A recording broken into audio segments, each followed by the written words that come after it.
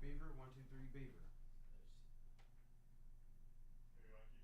My name is Terry, but my friends call me Blackberry. That one I would put about at 0. Yeah, I mean it's getting levels. For some reason those levels they're not. But can I be heard? Well, yeah, there's no. I can't hear him in the mic on this. Okay. It's 8 o'clock. Yeah, let's start that mic at 0, and then we'll tap into the stream, and then we can see how it sounds. I get no feedback from that microphone or the stick mic. Wake up, Woodward. We are starting off your day with a brand new crew. Meet Broder, I can't control my arms stick sometimes. My on limbs yourself? are just kind of flying. Detroit Kool-Aid, Y'all got Kool-Aid. Fired up! But with the Wake Up Woodward crew, he's actually a part of the family. Flannel Sam, Ask me about my wiener. along with JB and KG. Wake Up Woodward gets you all of your Detroit sports talk every morning, 8 to 10 a.m. live on Woodward Sports, a show for Detroit by Detroit with people from Detroit. Tell Siri to set an alarm because it's time to wake up Woodward. What up, dope people? It's Wake Up Woodward. We appreciate you all for choosing to kick off this day with the WUW Crew. It's a brand new week, and you know what? I'm looking forward to, I'm just going to say brand new Tigers. We're just going to wash away that weekend because the only thing that happened was Father's Day. It's your boy Brandon Day, aka Detroit Kool-Aid, your credential Pistons reporter, writer for the network. And our guy, our brother, Flannel Sam's back with the WUW Crew, the vet of the squad, vet of the network. Red Wings correspondent, all sports lover. What up, though? Hey, you know what? I'm just going to get into like what we're going to talk about because the first segment we're going to talk about Father's Day and just get into everybody's experience on Father's Day, especially the fathers in the house, Mr. Kool-Aid and Mr. Foster. But I'm going to attempt to do something that might be impossible. I know that it's not super relevant at the moment, but when it comes to Jared Goff, it's always somewhat relevant. I was just doing some thinking over the weekend, and I am going to attempt to unite all factions of the Goff spectrum in terms of Alliance fans. We're going to talk about that, and I'm sure Stick will appear at some point because it's almost as if he teleports when that happens. Yeah, there he is. Is Stick over there? Do you say Jared Goff? But no, and then after that, you know what? Since it's Jared Goff, we're going to open up the phone lines and get all of your guys' opinion on that matter after I present you what I present you, and we get to talk about it as a crew. In the second hour, though, we do have to go over those Tigers because I'll tell you what, I'm not used to series losses. But it happened this weekend, especially a home series losses. We're going to break that down. We're going to talk about whether or not it's a big deal, not a big deal, alarming at all. We'll get to it, but first, Kool-Aid, how was your Father's Day? You know, it was awesome, man. I kicked things off with some great people, and that was Willie B, Matt Broder, Sean Belegian, and Terry Foster, the other dad here today, on the Lions Weekly Update Show. And it was pretty cool, man. You walk in, their vibe is always epic. The chat family is ready to go. They already had the Happy Father's Day wishes going on.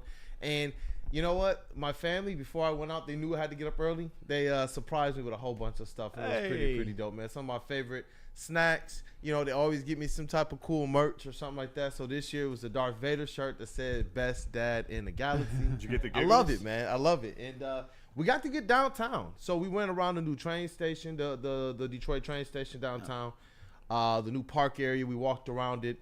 Went out to Mexican Village, best Mexican food you can get here.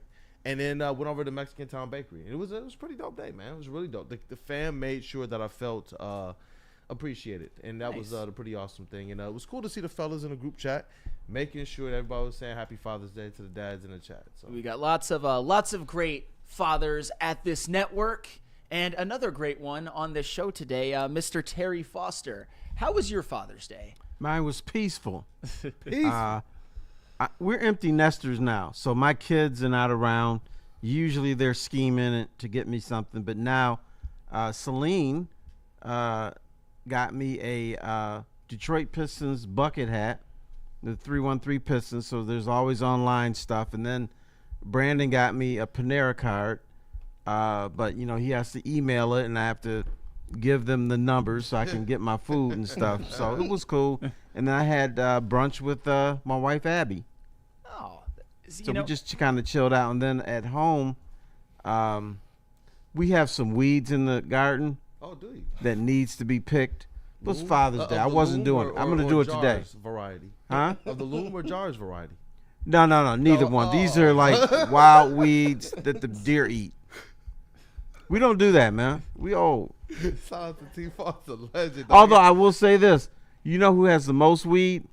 Who? The old people at the gym. They have weed in candy, brownies, cupcakes, you name it. Creams. Yeah, creams. I mean, the old folks are getting into it. This is not me. Hey, you know, I said something to Slack, JB, that I want to show people my contribution to Father's Day, man. You know, for socials, and I was happy to see the reception on socials. It was pretty cool stuff here, man, because I think it's ever appropriate with especially the topic that we're going to talk about today. But everybody's a father of some, right? Or the mother of some, everybody. But as the weekend was, it was Father's Day. Like, Flannel Sam has got to be the father of stats, man. Probably, I would say that. Gotta be The father of stats. That's for sure. JB, you got that picture? Yep. Because I want to see how people feel about this one. I thought it was the most appropriate greeting you could have for Father's Day. Hey, Happy Father's Day. This is appropriate for what we're going to talk about in a little bit, just a few minutes. I was in the booth yesterday. They were talking about something. I was like, you know what? That's brilliant. And so I was like, let me find something. It was so tough to find like the color tones to match.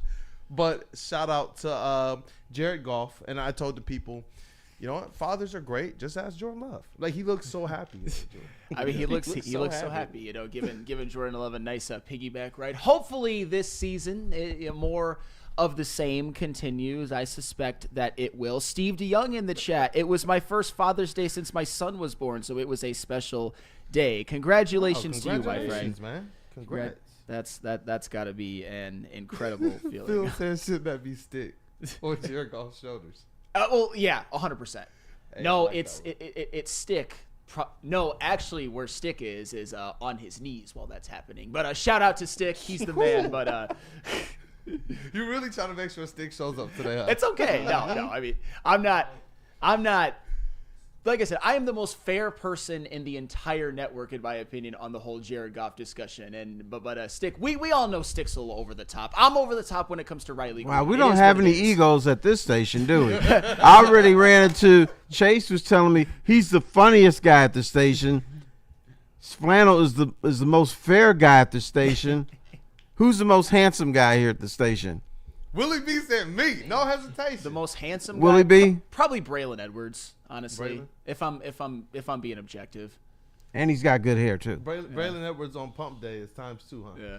Yeah. He still got a 6-pack. Braylon Edwards? Yeah. I have a dad pack.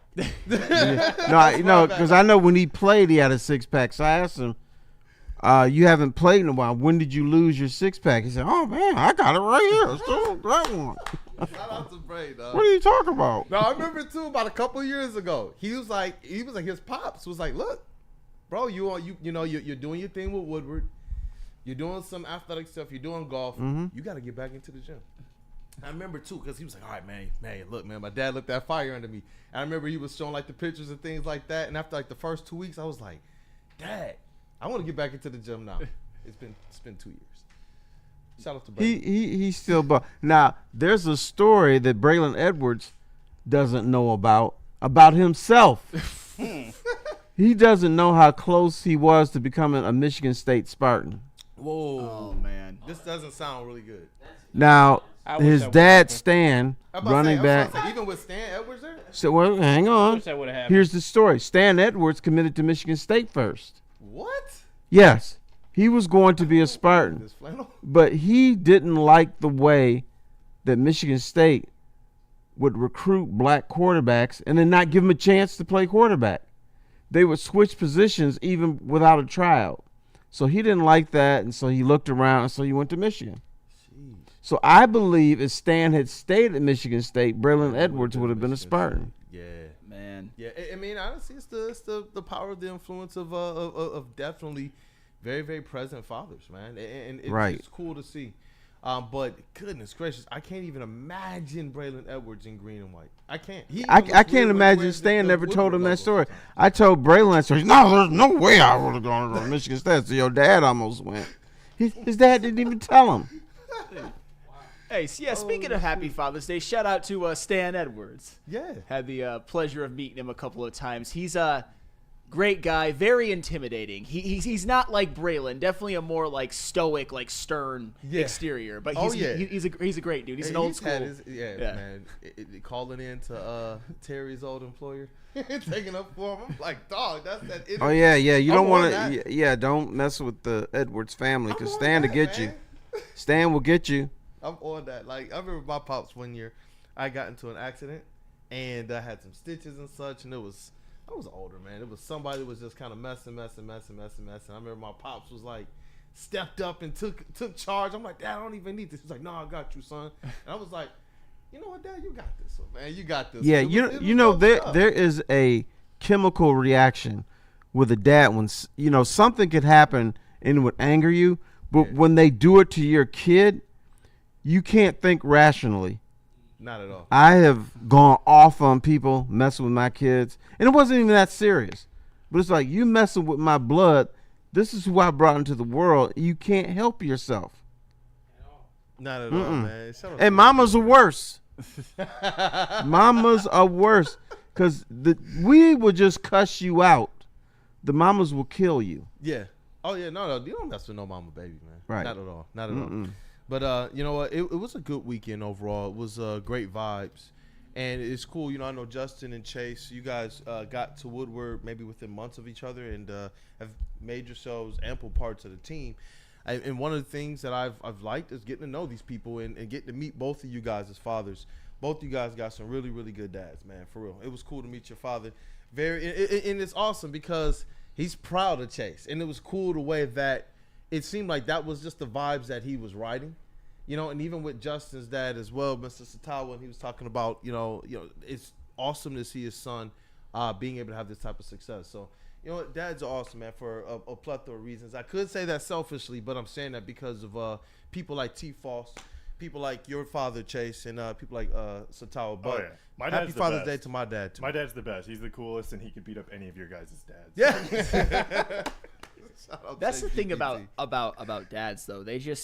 They have that dad strength, and even I'm pretty sure my dad could have still kicked my ass up until I was about 27, 28, and he was in his mid 50s. Just had that deceptive strength. He's not a mean guy by any stretch. He's a great guy, very humble and everything. One of the most humble people I've ever met. It's just Kool-Aid, you have it. You know what it's about. Terry, you have it as well. So you guys know all about dad's strength. You don't know it until you have those kids, man. I'm telling you, I got 4 of them things, as y'all already know, and they push you.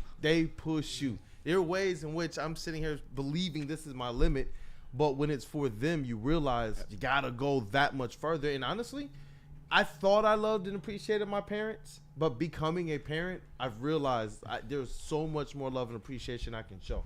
There's so much more that goes into every day, even going beyond the mistakes, going beyond the downs and such. And, that's where I've become, hopefully, a more and more grateful son to both my father and my mother, and hopefully more grateful person to those that I work with. Yep, and shout out to my dad as well, David Reynolds. Hey. Shout out. We had a good conversation yesterday. He lives in my original home state of Illinois, but we talk pretty regularly, and we had a great conversation. When it comes to him, it's always music, sports, sometimes movies. Hey, I wouldn't be where I'm at today. I wouldn't have even probably liked sports as much as I do if he didn't instill that in me from a young age. So a shout out. What is the smartest thing that your dad told you while growing up? Marry the thing that really a rich old woman, put in your dues, so when she dies, you inherit the money and you can live your life living how you want to live. GPT. That's probably a smart Shout out my dad. Gotta hit him with the slow clap. Yeah, I mean, he's like, you see the young women do it with the old men. He's like, he was a feminist at heart. He's like, you can do the same thing, son. You go find yourself a rich old woman. Yeah. Or get paid what you got. What'd you say, Willie B? I'm gonna tell the people. Hey, if a woman you like, or you. Just go over there. Just tell the people real quick. Yeah, we're gonna get Willie B in this thing, but could you be dropping wisdom, man? Let's get that microphone for you. My dad always told me. Get that microphone, Willie B. Thank you. Yes, sir. Shout out to Willie B. My father always told me, do what you gotta do, make the most of it, and try. That's all you gotta do is try. No matter what the circumstance is, you try. And my dad always endorsed that mindset as no matter what limits do, if this is what you want to do, you gotta put your full effort on it. Nah, I appreciate that, man. Yeah, I appreciate that. And I know Willie B always dropping those truth gems. For my dad, it was always read, react, and play your role. Sheesh, man, there was so many different dreams and endeavors I had, but my dad kept saying, nope, you got to read first. You got like, bro, I couldn't even go and shovel the next door neighbor's driveway without going and reading this book on entrepreneurship that my dad got me first. And that was the thing. I remember I wanted to get into stocks. I was like, it was when it was getting hot. And I was at a tech background school. I was young, man. My dad was like, no, you got to read the books first. And so it was always read. Then it was react to that and then play your role. And it was always one of those ones that was like, no matter how big you believe you are, consistently play your role. That plays in the back of my mind. And then kind of the tact on that, y'all know my spirituality means a lot. It's always never let God see your hand slack, no matter what situation you're in. Whether you have a fair manager, an unfair manager, fair relationships, unfair relationships, always find yourself in a situation to where your faith is what you're stepping out on, and not those physical or manifestations or human relationships and connections. Because sometimes we got to be better for the people around us, just as I know I've succeeded because people have been better around me. So those are some of the things my dad has tried to really instill. And it's been a struggle because I can tell you this. I'm a selfish dude. Like, if my wife asks me for popcorn, I'm like, I could pop you another bag because I need every one of these kernels in mine. So, but, he's always put those types of messages out there, and it's similar to like what Willie B was saying too. Yes. So. Hey, those are all fantastic. A shout out to all of the dads. And just one more for me before we move on to Jared Goff, about to be a dad himself. Shout out Mr. and Mrs. Goff. But I would say mine led more by example than anything. I already said that I pretty much inherited my love of music, and sports definitely was all from my dad. Music was a combination from my mom and my dad, but I gained definitely my minimalism from him. He takes my minimalism and multiplies it by 2 or 3. And I also, and this is if I do say so myself, and everybody here is just going to have to trust me, I'm very, very good with money. Definitely got that from my dad. Like, be grateful for everything. Don't take anything for granted, and don't spend on just crap you don't need. That's definitely got that from him. Hey, I see Ronell turn. I'm gonna go to JB Smooth so he can talk his talk as well. But some people in the chat, Ronell Smooth, shout outs to my pops. I know you watching. Crazy Clown was feeling a little down. My mom thinks I'm my dad. Crazy Clown, we always got you in our well wishes, brother. Always do. Let me see here. There was a couple more here that I saw. Greg, 2025. My dad was a Golden Glove boxer. Shout out Greg. Wow. Shout out Greg. I was out in Jackson yesterday, Greg. Randall Smalls, one of our OGs. My dad passed in 95, so I took my twin brother up to Merritt Speedway by Houghton Lake for the weekend of races and fishing. And that's awesome, the way that we continue to even remember the dads that are not here. My grandfather meant a lot to me, and we continue to remember who he is by trying to be the measure of man that we thought he was. Randall Smalls also said, Dad gave us military advice: access, adapt, overcome. I like that, man. I like that. Let me see. JB Smooth. What's up? What about you, brother? Oh, man. Shout out to my stepdad. I know he's watching right now. Shout out to you, Donald. Some of the best advice he's always given me was always to have a plan. Because if I know him, he always kind of just strategizes things out before, whether that's in life or for the day as well, too. But he's also taught me how to just be patient, be calm. You don't want to rush everything. You're going to get what you deserve out of life as long as you just put your head down, keep working, and just be patient. So shout out to you, Donald, for always, giving me that inspiration. Hey, shout out. And now we got to talk about somebody else, a little TLB, who's also going to become a dad. And obviously we already know within football, definitely has a bunch of sons in the NFC North. I cannot wait to get into this, and I'm sure my attempt to unite everybody will go with complete success and with no dissension whatsoever. But that's not going to happen, but I'm going to try. But it's going to be a good discussion because I think there's some baselines that we can attempt to unite upon, because as I said before, when it comes to Jared Goff, some people might think I'm a hater sometimes, some people might think I'm too much of a lover sometimes. People probably think I'm more of a hater than a lover, but my point is that I am the most fair person at this network when it comes to Jared Goff, and I will show you why next. But first, Mad Packs, JB Smoove. Mad Packs. All right. Let me tell you, Chase here to talk to you guys about Mad Packs. Mad Packs is the hottest. I know. I got a tan over the weekend. So crazy. I was out in the sun. It was very hot this weekend as well, too. So fast. But Mad Packs is the hottest new cannabis brand that they have partnered with us here at Woodward Sports. They launched their new products on May 30th, so go out and find them at select retailers near you. We got the high-low, getting you high for the low, delivering top-tier quality, unbeatable prices. And I know you're ready for this one. That Boom Shakalaka is a live resin-infused tarantula. That's one is the bomb. Blizzard Packs, THCA, moon rocks that hit like a blizzard. Seen some of those over the weekend. Stay tuned with us here at Woodward Sports for more updates and details on the latest products being dropped very, very soon. Walk into any Lady Jane's Haircuts for Men today. Open 7 days a week. Sit back, relax, and enjoy precision haircut, scalp massage, hot leather neck shave, and hot towel treatment from one of our talented stylists. Step up your game this season and take advantage of our $20 haircut special. Scan the QR code and get your coupon today. Lady Jane's Haircuts for Men, the ultimate haircut experience. Open 7 days a week. Walk-ins always welcome. Lady Jane's Haircuts for Men, it's wicked awesome. Big injuries, big news. Twice a week, Dr. Jeff Pierce from Michigan Sports and Spine joins Woodward Sports Network for the Injury Insider Report. Big D Energy Tuesdays at noon, and Ermanni and Edwards with Maz Thursdays at 3:30. Get expert analysis and in-depth breakdowns on the latest sports injuries from the man trusted by top athletes in the community, like D-Mac.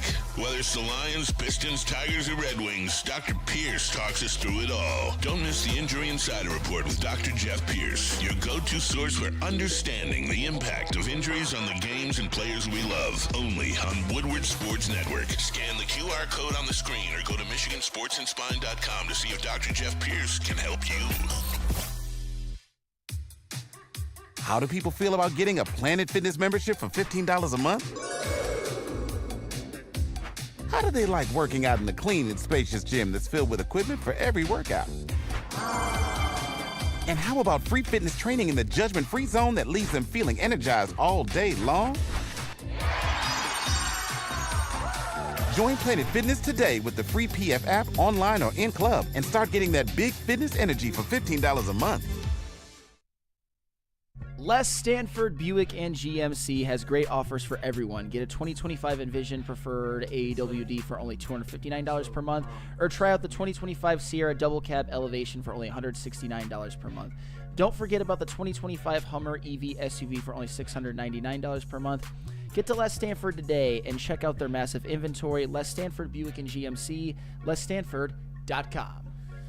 What up, though, people? It's Wake Up Woodward, and we appreciate you, chat family, for being here and supporting the WUW Crew. Let's run up those likes to start off this week right. And I know it's going to be a good week. I don't know if people understand what's going on here. You know, we have Lions football in the month of July. Literal Lions football in the month of July. We're getting that much closer to it, man. And shout out, though, man. Just a few more, people wanted to pay some homage to their father. Sergeant Curtis Schultz, Star Wars Squawk Box, said, "My first Father's Day without my dad. We love and we miss you, Dad." Ed Catelius, "My dad taught me to put family first." Xavier D, "My dad was an immigrant from Vienna whose family died during the Great Depression and was hopping freight trains at 8 years old. He purchased into Normandy on D-Day." Let me see here. Super Juggernaut 87. "I spend every day alone. I lost my father a year ago and my son 2 years ago. He says that Woodward is his family now." And so that's what I mean, how some of these other components that we have, even beyond the blood connections that we have, they play some really, really, really important roles. When I tell you guys, chat families, you guys really are the most important part of this thing. We mean it. We mean it. You know, these relationships have come by way of people who have supported Woodward, even some of the people that we work with. So, hey, let's be there for each other. Let's jump into it, man. Shout out to the chat family and everybody. Thank you for the support and for being vulnerable. Father's Day, man. Hey, shout out to the chat. Shout out to everybody who dropped their chats. And speaking of uniting, I'm going to try to unite the masses when it comes to Mr. Jared Goff. Hopefully it goes well. We'll see. And we're going to get the you guys involved after we talk about it. So be ready to call in. Not quite yet. Let's not flood Chase just quite yet. But I will throw out the number when we are ready to start handling those. But over this weekend, for some reason, I just had the thought about Jared Goff and his standing in the city of Detroit. And we all know that he is polarizing. There's some people who I would say are a little bit too negative when it comes to Jared Goff, will constantly hate everything good he does is because of the team. Everything bad he does is because of Jared Goff and his limitations. You've also got certain fans who you could argue are a little bit over the top with their Jared Goff love. And if you wanted a couple of examples from people at the network, I look for people like Stick, Neil, and Broder. Respect to all of them, but you guys know it's true. If you guys are listening, shout out to you guys. So what I wanted to do was really give you a baseline in a very simple way of what Jared Goff is and what Jared Goff has done during his time with the Detroit Lions. And I'm trying to see if we can all agree that everything that I'm about to present you in just a second is true. So go on ahead, Ryan, and to throw this up. I am very curious to see what everybody thinks of this. Jared Goff, and I just went year by year, and when we talk about success, I just look at him, not necessarily the team. 2021, did he succeed? No, I don't think he did. There wasn't a lot to work with, but it was a 3-13-1 season. After that season, nobody was really that high on Jared Goff. 2022, did he succeed? Yes, I think that he did, but they didn't make the playoffs. But that season was kind of the necessary stepping stone that the Lions needed to take, and obviously they had a winning record for the first time, I believe, since 2017. That was the building block season. And now we get to where we can segment it up to regular season and playoffs, which is awesome because, you know, for a while we were starved for playoffs. 2023 regular season, did he succeed? Absolutely he did. In totality. Obviously, we can look at a few games where he didn't necessarily play his best, like the Ravens game, like the Bears game at Soldier Field, like the Packers game at home on Thanksgiving. But in totality, he had a great year. The Lions won the division for the first time since 1991, and Jared Goff was a big part of that. In the playoffs, did he succeed? Absolutely, and that's why I put he had an elite playoff run. 4 touchdowns, no picks, a passer rating of 103.3 in that playoff run. They didn't lose that 49ers game because of him. I would argue that if Josh Reynolds catches the first 4th down, the Lions win. If he catches the second one he dropped, the Lions might win, although that one's not as clear-cut. 2024 regular season, did he succeed? Abso-freaking-lutely he did. Played the best ball of his career, was an MVP candidate for sure, played MVP caliber football. However, 2024 playoffs, did he succeed?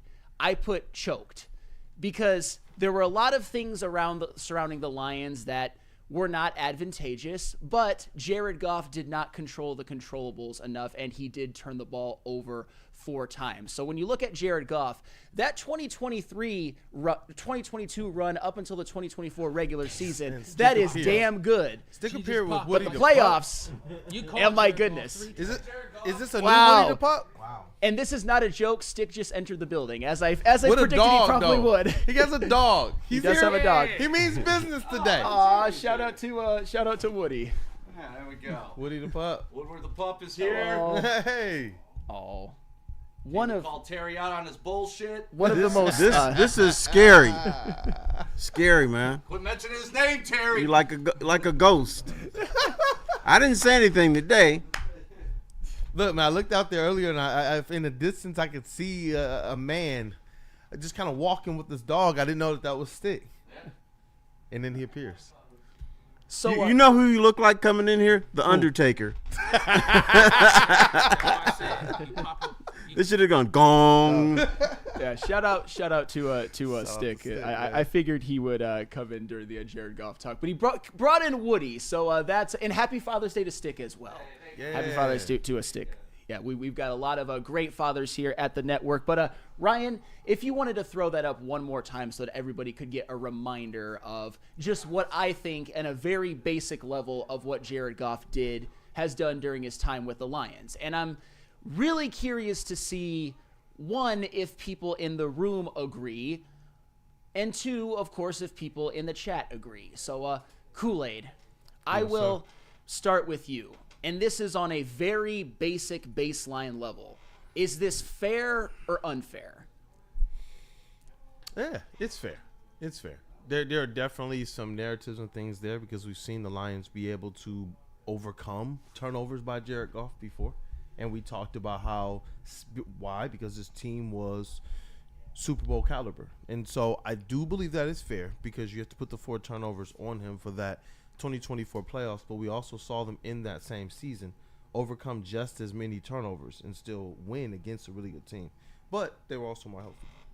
Yeah, no, that the bottom line is if you have that type of a season in the regular season, you can't show up in the playoffs and do what Jared Goff did. And I've did. heard some people say the narrative of he had a concussion and things of that nature. For me, you play in that game, you're putting it all on the line.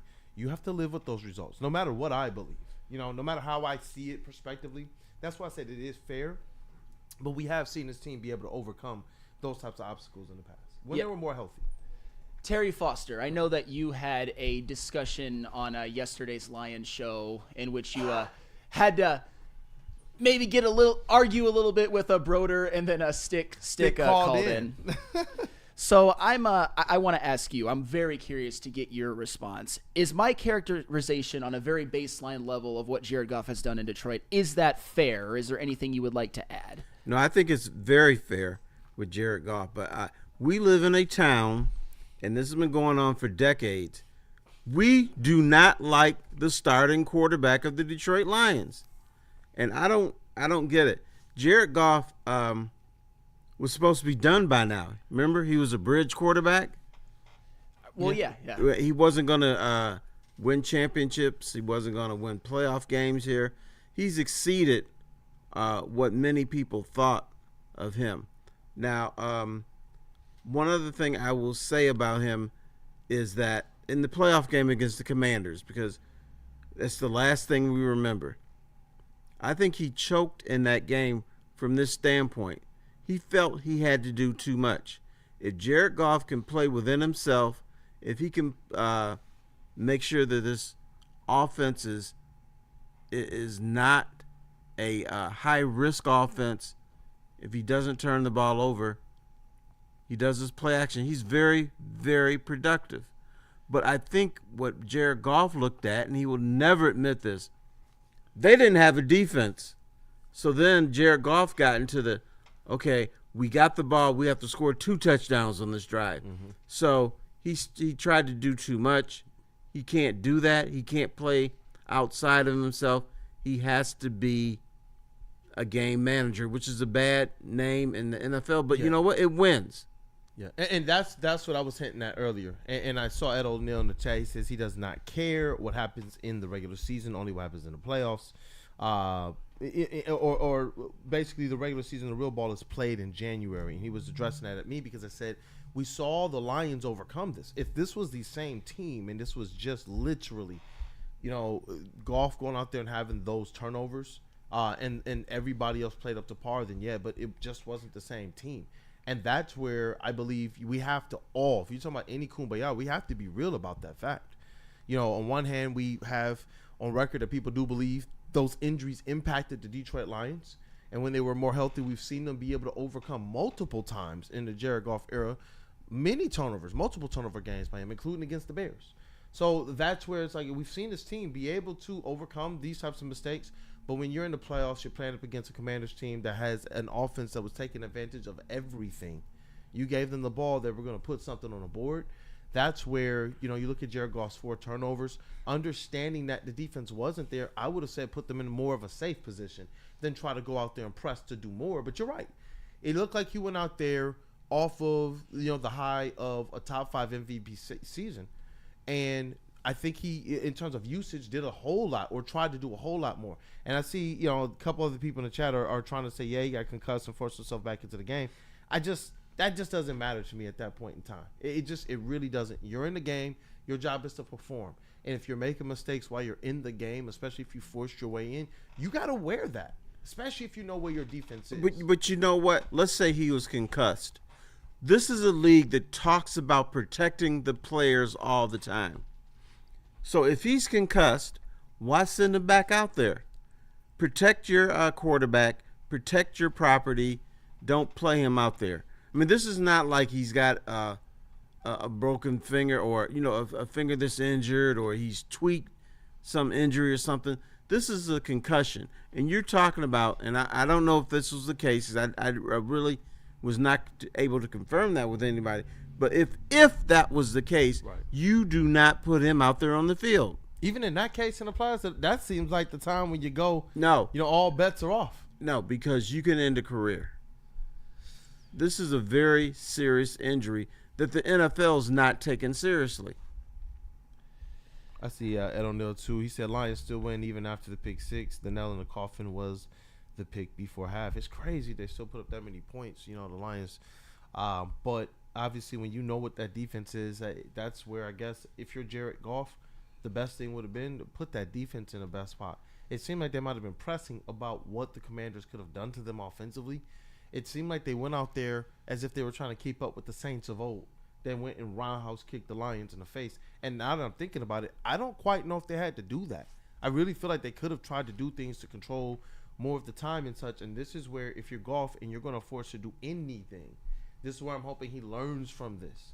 Because, the season before, the way, it's laid out, you're looking at a situation where if Khalif Raymond catches a pass, are we talking about Jared Goff led the Lions to their first Super Bowl appearance? Josh Reynolds. I'm sorry, Josh Reynolds. Thank you for that. Josh Reynolds. Probably. And then we're talking about this in a completely different light right now. Even if he just had the season that we just saw. I believe that more people would give a testimony to, no, we've seen him take us to the Super Bowl. The defense it put too much pressure on Jared Goff. But because of what we saw him do in the regular season, and then you have 4 turnovers, which are directly on you, I do believe it's going to be more of the blame, more of the pressure on Jared Goff. And I hope that where it takes him from here is a place where he understands how to better manage that on the field. Because you talk about being a game manager, he wasn't that against the Commanders. Well, and that's why I wanted to be very, very clear and careful with my wording, because I think sometimes the 2023 playoff run or the playoff run following the 2023 season does get a bit underrated. And even from me, myself, who I've said things like he did enough, it wasn't his fault. I wanted to use the word elite because he did play turnover-free football. He did have a passer rating of over 100 in that playoff run, which is phenomenal, by the way. He was one of the most responsible people for getting the Lions those 2 playoff wins at home against the Rams and the Buccaneers. So, and this is where I disagree with one thing that Ed O'Neill says. I think you're going a little bit too far, and this is the point of this exercise where he said that Jared Goff is the Aaron Judge in terms of like a play, because Aaron Judge is a known playoff underperformer. With Aaron Judge, unfortunately, even though he's one of the best offensive players and hitters I've ever seen, the playoffs is a bugaboo for him. With Jared Goff, it's more up and down. And unfortunately or fortunately, that's been what it has been with the Detroit Lions. Elite in 2023, horrific in 2024. You look at his entire postseason career, he's been more up and down. I certainly wouldn't call him a playoff underperformer. He is a situational playoff underperformer, which hopefully when they make it this next year, he can give us some good playoff golf, because we've seen it. Do you know what we do as a community here? We move the goalposts. So we say Jared Goff can't win big games. So the Commanders game was a big game, right? Yeah. Wasn't the Tampa Bay playoff game last year a big game? Yeah, there was people still questioning if he was better than Stafford or Baker Mayfield. Wasn't the Rams playoff game a big game? Yes. He won both of them. But now we take that out of the equation as a big game. But the Commanders game was a big game, but he's won big games. That's before. why I brought up the 2023 playoff run. Like, we're literally sitting there. He put the ball on the money several times. There were so many other wonky things that happened, but we will never weight it that way. And I get it. It's because of how he's paid. I see even Demon Dice, like Goff getting paid $69 million, and the Lions can't ask him to do too much to carry the team. Isn't that the reason Goff is getting paid so much? We've seen Goff do this especially when the team was more intact. And what did we see? We saw a perfect playoff run. That's what we saw. Clean, perfect playoff run. And he beat a lot of quarterbacks and was on his way to beating the third one that people said and were questioning, is he even better than? People were saying he was not better than Baker Mayfield, and he's not better than Matthew Stafford. And we saw him go out there and dice them up. That's the thing. Did these other quarterbacks have some decent games? They had some decent games. Stafford had a decent game, but he looked like Stafford of Detroit. And you know what Jared Goff looked like? He looked like a quarterback that a lot of people didn't believe was going to show up and actually pull this Detroit Lions team to a win. And it was how he did it. How many times did we see our Lions team icing another team away? We got the ball. We got an opportunity. It used to be, okay, we're going to take off as much time as possible, then punt it back. And then some crazy bull crap would happen where we would lose. We saw this all too much. And now you got Jared Goff who went out there, and it's as if people are just wiping this clean from their memories for a season in which the defense was completely decimated going up against them. Where I do compound the issues with Jared Goff is if you're giving, 31 points should be enough. I saw someone say 31 should be enough to beat any team. It should be, but when you're giving a Commanders team who's very efficient on offense and takes fourth downs like you take fourth downs, you're putting yourself in a blender, and that's what wound up happening to him. But you can score 80 points, but if you turn the ball over, you are still culpable for a loss because you're giving the other team an opportunity to score 90 points. You're giving them short fields and stuff like that.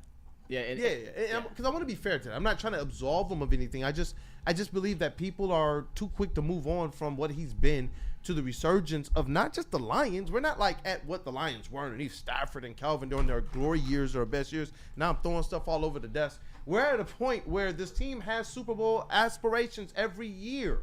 That's where we're at. And it's largely because of what? The quarterback. It can't go from being the most important, position in all of Detroit sports to now we have a guy in a position while the team has finally had its greatest success in franchise history, and this is the guy that we're gonna put up on the hibachi grill.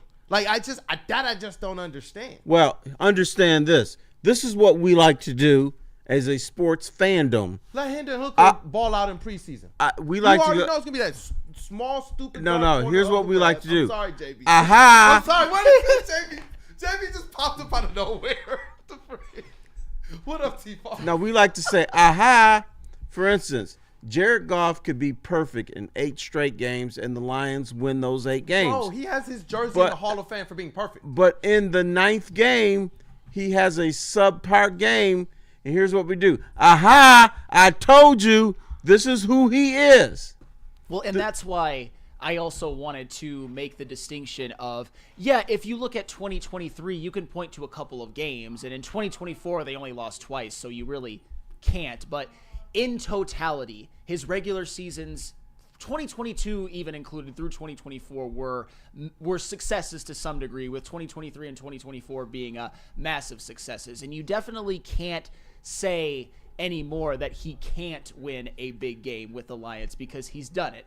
The question is do the Lions have the team? Do they have the quarterback? Do they have everything in order to climb the ultimate mountain, which is win the Super Bowl? And that's still a question, and that's hopefully something that they can answer soon, and the answer can be yes. And I do want to get Chase's opinion on this as well, with everything that I laid out in the most baseline level. Let's take the quick one, and then we'll let Chase open up the. All right, let's take a quick one. Side, definitely. JB, let's double up. Well, who we got on there? We did Matt Paxton.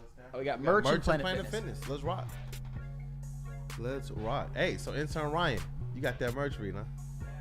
You want that Detroit Science shirt, don't you? Yeah, I do. I got one. What's up, everybody? Make sure you guys head over to woodwardsports.com. Click under that shop tab where we have all the different and latest merch designs. And if you're tired of all the normal stuff at the Tigers, Lions games, and the team shop, make sure you head over to the woodwardsports.com and click under that shop tab. And then Planet Fitness, correct? Planet Fitness, yes.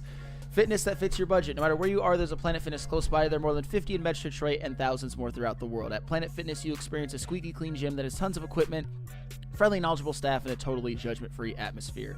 Did you know that all Planet Fitness memberships include fitness training for no extra cost? Want all the perks? Upgrade to the PF Black Card and enjoy use of amenities such as unlimited use of the Black Card Spa featuring hydro massage, massage chairs, and total body enhancement, and more, along with access to over 2,500 locations worldwide and unlimited guest privileges. For more information or to join today, visit your local Planet Fitness or planetfitness.com. Tired of losing out on the car of your dreams? Bad credit? No credit? At the Feldman Chevrolet Freedom Sale, we say yes. Over 5,000 new Chevys to choose from, all priced to move with our best deals of the year. Get a 2025 Silverado for just $149 a month, or this 2026 Equinox for only $209 a month. When other dealers say no, Feldman Chevrolet says yes. Don't miss the Freedom Sale, going on now at Feldman Chevrolet, Michigan's #1 Chevy dealer.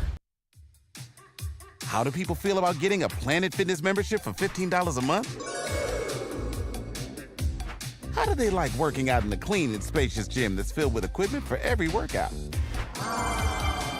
And how about free fitness training in the judgment-free zone that leaves them feeling energized all day long?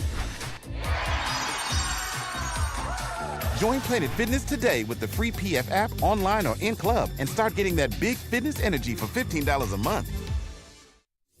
Big injuries, big news. Twice a week, Dr. Jeff Pierce from Michigan Sports and Spine joins Woodward Sports Network for the Injury Insider Report. Big D Energy Tuesdays at noon, and Ermanni and Edwards with Maz Thursdays at 3:30. Get expert analysis and in-depth breakdowns on the latest sports injuries from the man trusted by top athletes in the community, like D-Mac. Whether it's the Lions, Pistons, Tigers, or Red Wings, Dr. Pierce talks us through it all. Don't miss the Injury Insider Report with Dr. Jeff Pierce, your go-to source for understanding the impact of injuries on the games and players we love. Only on Woodward Sports Network. Scan the QR code on the screen or go to MichiganSportsandSpine.com to see if Dr. Jeff Pierce can help you. Looking to upgrade your relaxation game? Check out Massage Chair House in Bloomfield Hills, Michigan, the largest massage chair showroom in the Midwest with top brands like Infinity and Osaki. Located near Woodward and Long Lake Road, experience luxury comfort with Dr. Eric Duncan, the Wellness Doc, creator of the top YouTube massage chair review channel. Book a visit at www.massagechairhouse.com or scan the QR code. Massage Chair House, your ticket to ultimate recovery and relaxation. Hey, you know what, man? We might have to have Uncle T Fall satisfy that like button again. He said he likes it wet. At Flannel, I don't know if Flannel, were you here for this? No, he was not. Flannel wasn't here for this, so you didn't see this live. Flannel missed it. The lady said T Fall said he missed it. He somehow, some way took your satisfy the like button and just blew it out the water. I'm sure he did. Like you went. You did amazing, Sam, in Thank you. ways we could not have expected. Yeah. ways we could have expected, but we're not expecting for some reason. And then T-Foss just completely just crushed it. Oh yeah, Hey, everybody left the like button wet and satisfied. Trust me, we are all still looking up to Mr. Terry Foster. T-Foss, hey JB Smooth, let's let T-Foss satisfy that like button. Hey, hit the like button, people. Hey, you know what? The like button means so much to these young fellas around here. We got to give them what they want. Now, I don't just want you to smash that like button. I like it wet. Let's wet it up, baby. So put that finger up in the air. Take that big tongue of yours. Lick it. Then press the like button.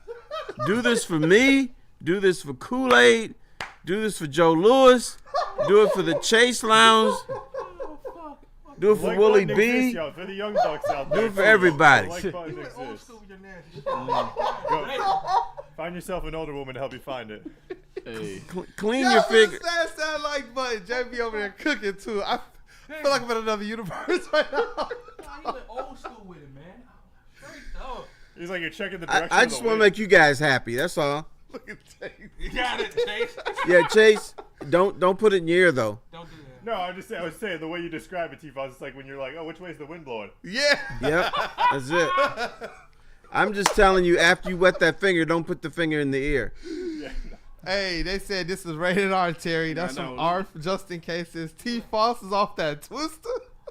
Nah, you were X-rated with that. That's PG. That's PG-13. I don't know how I feel about this. Shout out to the legend T. Foss. I see Flannel Sam over there too. You look like you're in a mood too, man. No, that was T-Foss set a solo. That was very well done, Mr. Foster. Very well done. 216. I had to tell my granny to step out the room real quick. Come on, Shad. Shout out to T-Foss. Hey, shout out. Satisfying that like button, man. All right. Shout out Hey, to. Granny likes the like button satisfied too. Well, speaking of Chase, What up though? Ryan, if you've got that Goff graphic again, you can put that up so that Chase can get a quick refresher. But when you see this, Chase, is this characterization on a very baseline level fair when it comes to Jared Goff's tenure as the Detroit Lions quarterback? Set 3 for Chase. Well, I mean, when we're using it like the term success, is it Super Bowl or like? Because it says in like 2022, it says yes, but no playoffs. I'm talking about And like then- him. Did he do his job? Was he good enough? Did he succeed? Yeah, I mean, I think during his Lions tenure, he's played well, and like, I mean, outside of his first season, before Dan Campbell took over the play calling, those like first 5 or 6 games with him as the quarterback, this offense looked awful. I don't think they threw a pass like beyond 3 yards past the line of scrimmage. But I mean, outside of that, like that's more play calling. I don't think Jared Goff is anything to where you're going to say like this man hasn't lived up to what expectations were of his job, and I think he's definitely, what people expected of him. He's definitely exceeded a lot of that, and enough to where we have like the faith in him and have signed him to be our long-term quarterback for the next 5-6 years. So, all right, I would fellas, say, he's succeeded. using this He's like supposed to be gone by now. Yeah, that's what I mean. He's supposed to be playing for the Hamilton Tiger Cats. Yeah, he reset the market too. So yeah, Right. like, I think success is a very, it's very, subjective word. That's what I was trying to say. So for me, yeah, I definitely think he has been successful as the Lions quarterback. Stick has entered the building.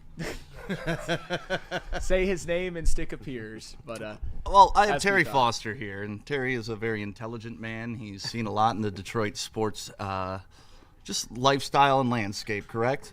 Yes, except when I say that Matthew Stafford was better than Jared Goff. Now I'm dumb again.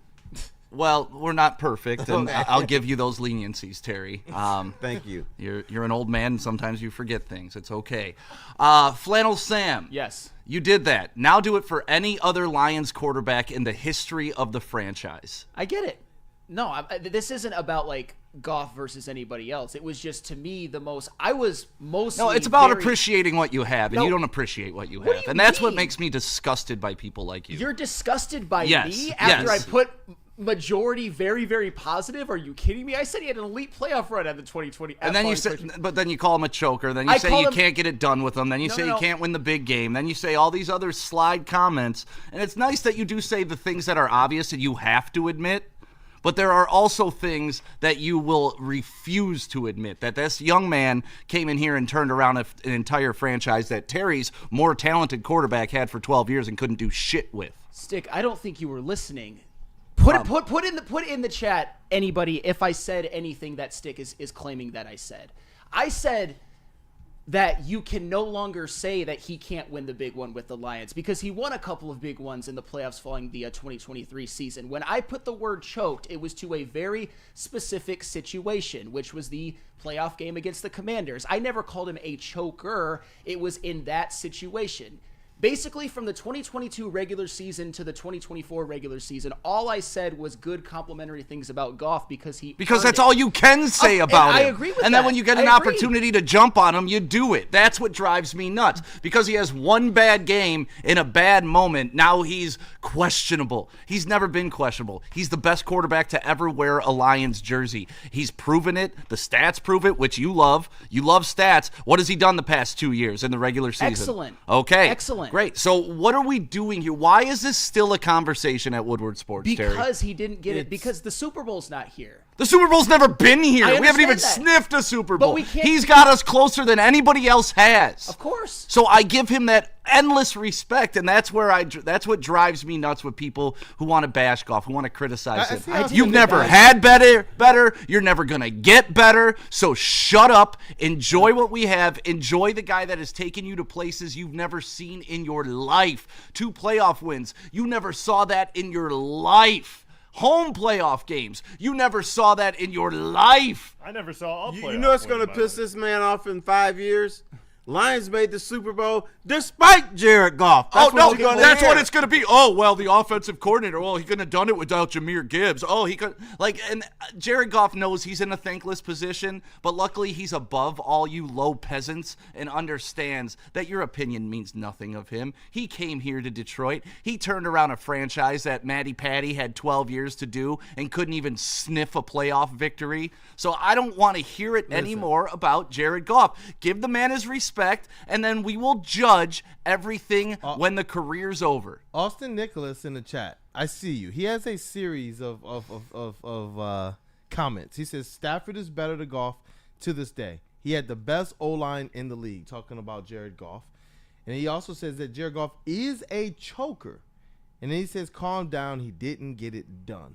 And so those Didn't are get what done? Those are a bunch of The loaded Super Bowl. statements. What did Stafford get done here? Nothing. Okay. We're not saying that. But he's stroking them. But we're talking about a 1 year thing. Goff did what Stafford did, losing the first round. He also won 2 playoff games. But Stafford that's ever what I'm do saying. that? Did But we're Matthew talking about the Stafford one choke season. Exactly, because you Did want to Matthew narrow Stafford down. choke You don't want to against look at the Jared Goff? totality of the I don't situation. and I don't think Flannel Samson. He's not calling him a choker. Absolutely not. He said he choked. One the time. game. In a terrible moment, he did, and I'm not saying he can't get it done. I expect him to be a much better in the next year's and playoffs. even I stated too, Yeah. like yes, in that game you have to say he choked in that game. Though we've also have to seen the say. Lions Yes, come you through. do. But Though you we've can't. seen the Lions can't. come through when they've Dude been had a more healthy concussion. with 4 or 5. Okay. If you play though, we already You don't understand think how he it had a goes. concussion, Sam? Well, even if he did, it happened when he was getting blocked after the pick 6 that put them down by 10. I don't want to have to do this, but Stick, you forced my hand because you can't even take the slightest criticism off of a playoff game in which he had 4 turnovers. I can take the slightest criticism, but what I can do also is separate myself from one game and look at the totality of what this man has delivered to this city, to this franchise, and to every Lions fan who actually loves this team. So that's where I get off the ramp, right? Yeah, he can have a bad game in my eyes because he's earned that right. Just like Brad Holmes can have a bad draft pick. You know why? Because of Amon-Ra St. Brown, because of Penei Sewell, because of Jack Campbell, because of Jahmyr Gibbs. Once you earn those things, you have an allowance to have a few slip-ups here and there. Now, day one, outside, they lose that playoff games to the Rams at home 2 years ago. Then, okay, now we're having a conversation. But he's already proven to you that he can win. He's already proven to you he doesn't choke. It was a fluke game, won't happen again, and I'm willing to give him the benefit of the doubt while everybody else is jumping off the ship. So, if Brad Holmes has a bad moment, are we not allowed to say it? If Jared Goff has something, are we not allowed to say it? You are, but Terry, you know just like anybody, Joe Dumars, right? The guy delivered you 3 championships, and he's looked at as a pariah in this city because of Darko Milicic. Yeah. I don't want to hear it. These people have forgotten the people that have gotten you there, and once you're there, you just come off as a spoiled, arrogant, know-nothing fan who forgot that we lived in the gutter my entire life. We sold crack to each other like ICP. This is what we did. This is how we survived. Every year I was praying for 500. Now we're saying Super Bowl or they suck. It's a totally different measurement, and that's all because of Jared Goff. And that's I see Not Big all Keezy here. I see Big Keezy in the chat, man. He says 2 playoff wins in 4 years. He is a choker. He plays terrible against contenders. I mean, ESPN app is free to look at numbers. Okay, he well, played in 4 playoff games as a He's Detroit 2-2. Lion. He's 2-2. Huh? He's 2-2. Yeah, but that's my thing. In 3 of those games, he was flawless. This was like Mortal Kombat flawless victory. What are people talking about? He was the reason why we had the opportunity and should have been in the Super Bowl in 2023. That's what I'm saying. Like, for all the people that will continue to say that Stafford is better than Goff, will they also say that Stafford choked? He's a choker? Because he hasn't gotten it done the last couple of years. Number 2 defense in the league. And he lost to and he Jared couldn't Goff get it done. For 1 year. He lost to Jared. Has Stafford ever beat Jared Goff? Here is what The I would Super Bowl say. trumps everything, Stafford bro. is better. But It was a team better is quarterback locked than up. Jared Goff, and he choked.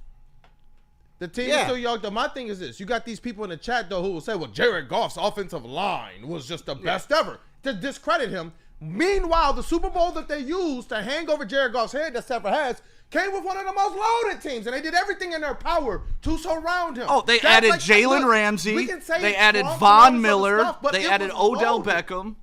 In other words, they did what a real franchise does. It was loaded. Jared Goff could have won the Super Bowl with that team had they given But him we'll the never opportunity. know, and that's the problem. You're trying to basically No, but what we do know is Jared Goff know took he's over not Stafford's enough to team and win turned with him into a playoff team in 2 years. And- That's what we do know, Flannel Sam. And you chose violence after I was very complimentary of Jared Goff. Your problem Not is that, complimentary enough. and that's the problem. You have to pretend. You know what? Jared Goff was great in that Commander game, and you know what? It was none of those turnovers. Or his how fault. about, hey, he had a bad game. I'm not going to hold him like he's a choker. But here's the stick. Let me just ask you this question for real, and I'm not trying to be smarmy. I'm actually trying to have a dialogue. When do we stop comparing the Lions to Lions of the past and start looking at them as a Super Bowl contender? Because at some point we can't just be like Jared Goff did more than If the Brad Holmes, Campbell, Goff, all those great draft picks, Gibbs, Hutch, St. Brown, etc., doesn't net the Lions a Super Bowl, which I believe it will, but if it doesn't, it's a failure, a 100% failure. Then they're not a big boy organization. Then they're Buffalo Bills is what they'll become. That's all they'll become. I'm not saying it will happen. I'm saying if it happens, you can't hold this. They've done more than any Lions team in history forever. You gotta want more than that at some point. I know you do, but I think nobody with the Lions You're arguing is beyond against reproach yourself. right now. What do you mean? Do you know why you have these high standards right now, Flannel Sam? Why? Because of Jared Goff. Among because other they things. built the franchise around him. Because they were able to draft those position players. Because they already had the quarterback position established. You want to talk about Brad Holmes nailing these draft picks? He isn't allowed to go get a Jahmyr Gibbs. He isn't allowed to go get a Sam Laporta if he doesn't have his quarterback in place. So everything surrounds around Jared Goff. Every ounce of success that you guys are so happy about on the offensive side of the ball is because of Jared Goff and the ability to build around that man. So yes, I do want to get looking past what we've been through, right? Yeah. But guess what? We're not there yet, but the only reason we're allowed to even peer over the fence at this point is because of Jared Goff. Before him, what were we doing? What were we doing? I understand. Okay, so you've raised your standards. That's great, but you got to remember why you raised your standards and who forced you to. And the high standards mean that you can't have a playoff game that Jared Goff had and be excused for it. You can look at it as it doesn't mean he's a choker and it doesn't mean that he can't get it done, but in that moment, he was horrific. And it's not okay. It's far from okay. It's okay to admit it. How many points they put up on offense? 31. Shouldn't that be enough to win a football game? Well, not when your offense is giving up like 2-3 touchdowns. I'm sorry. You put up 31 points. I'm not going to call you a bust. Well, he had a horrific playoff game, and if you can't admit that, then you're just a blind bad dumb time to have a slappy. bad game. Okay, but that doesn't mean I throw out everything he's done for this city. Come on, shake my hand. We can kumbaya I don't on know that. why you're That's all I fighting said. him. That's all he's ever said. He's almost agreeing. Almost. He's 80% agreeing. You're either with all you, in or you're all out, and Terry. you're There still- is none of this. And you're still being a worm boy. Oh, and by the way, I have to make an announcement. Big thing. The network is going to announce later that Stick is in charge of the Jared Goff Presidential Library that's going to be opening up downtown in 3 years. We got a new podcast. It's called Inside Jared Goff. There you go. where Stick wants to be. Where you are, Flannel Sam. He owns you. Would Stick want to be inside Jared Goff or Jared Goff inside him? Ooh. Either way, I'm happy. Either way. Pause. That is. And happy Father's Day, Jared Goff. His wife is pregnant. Hey, happy Father's Day to Jared Goff. Not a father yet. Shout out to everybody else. Oh, you're gonna do this? Yes. We're gonna get into the political talk. And when is it a life? Right. He's a father, too. And here we go. No, but you know what? Let's take a break, and when we come back here, I will throw out the phone number, and JB, if you want to pin it in the chat, 313-552-6322 if you want to talk to myself or Kool-Aid and give your opinion on the Jared Goff. But you got to talk to me first. Yeah, you got to talk to Chase first, but he's doing a great job as a phone screener. And if you guys call in, we will be happy to take as many calls as we can. But if you guys want to move on to Tiger Talk, don't call in. Choose your own adventure. But a 313. Oh, you gave out the wrong number. I did? The number to talk to us about this is 1-800-KISS Jared Goff's ass. That's what it is. Go ahead and pin that, JB, just so people don't think to actually call Kiss. 800-KISS Jared Goff's ass. 313-552-6322 is the number to get a hold of us. Oh man, is it Kool-Aid's week coming up next? Hey, absolutely. Go ahead and tell us about Caesars. Caesars Sportsbook, the official sportsbook of us here at Woodward Sports. Scan that QR code on screen. Use code word Woodward1000. Deposit up to $1,000, but all you have to do is place a minimum of a $20 bet, and if it doesn't hit, Caesars will throw it right back into your account to double back down on tonight, and it better be on the Thunder tonight as well too. So scan that QR code on screen. Use code word Woodward1000 and make some money tonight. Tired of losing out on the car of your dreams? Bad credit? No credit? At the Feldman Chevrolet Freedom Sale, we say yes. Over 5,000 new Chevys to choose from, all priced to move with our best deals of the year. Get a 2025 Silverado for just $149 a month, or this 2026 Equinox for only $209 a month. When other dealers say no, Feldman Chevrolet says yes. Don't miss the Freedom Sale, going on now at Feldman Chevrolet, Michigan's #1 Chevy dealer.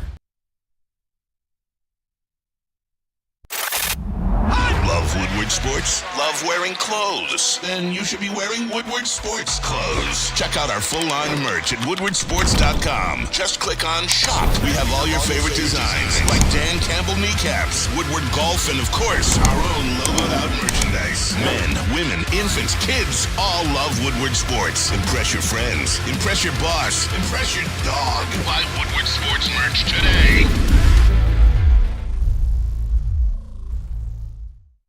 You know how some things are so good they should be world famous, but they're not? Our house-made vinaigrette is one of those things. And the antipasta salad, we drizzle it over. Same with our hand-battered chicken tenders. Original recipe soups and pasta sauces. It's almost as if our original, world-famous Detroit-style pizza is mocking them. And that's not very nice.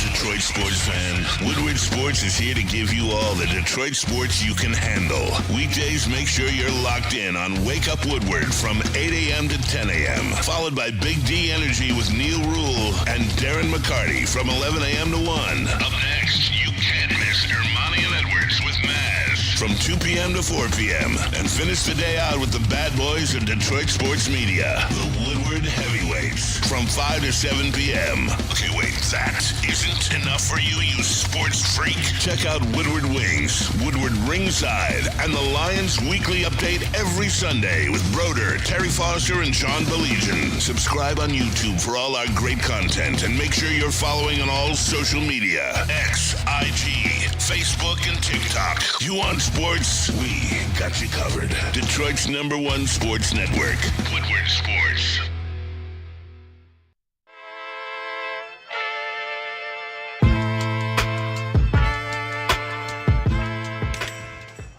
Hey, Tony, what's up, bro? Same circus, different clowns. For sure. You want the usual, the big zip? You know me too well. I threw a little something extra in there for your ma. Oh, Hope man. she's doing all right. Ay, guy, sei un santo. You're a saint. All right, buddy, we'll see you next time, okay? Grazie.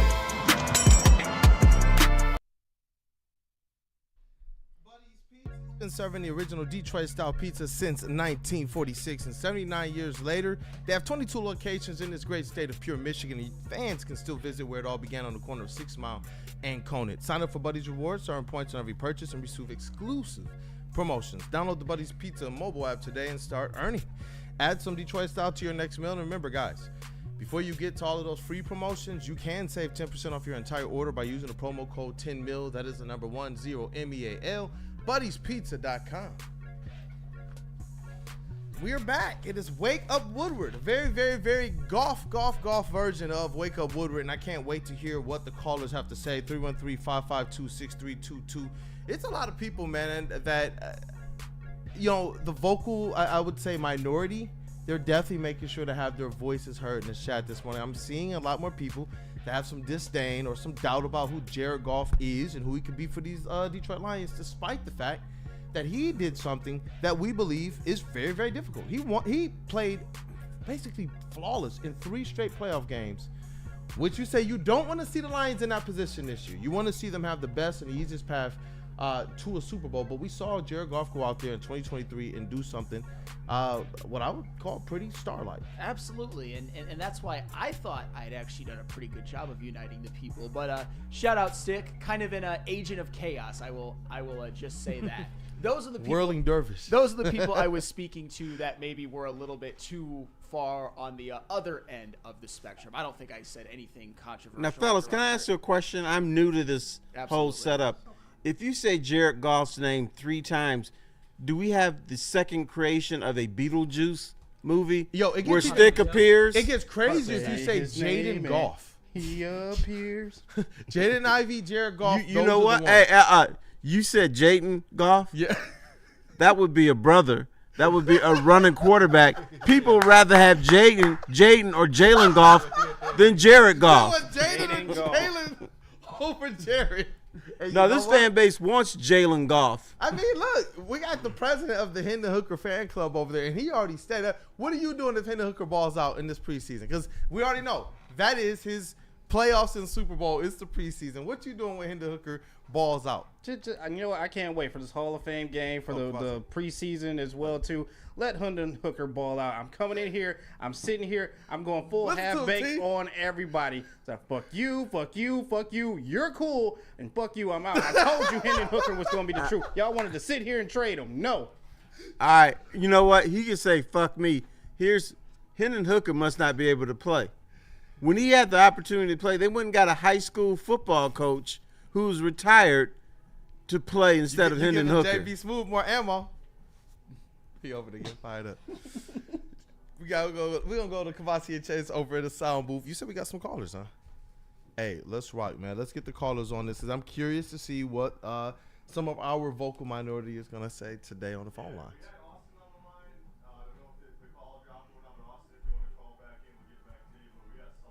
Oh, I'm salty. I'm salty. I'm curious to see what I'm salty has to say.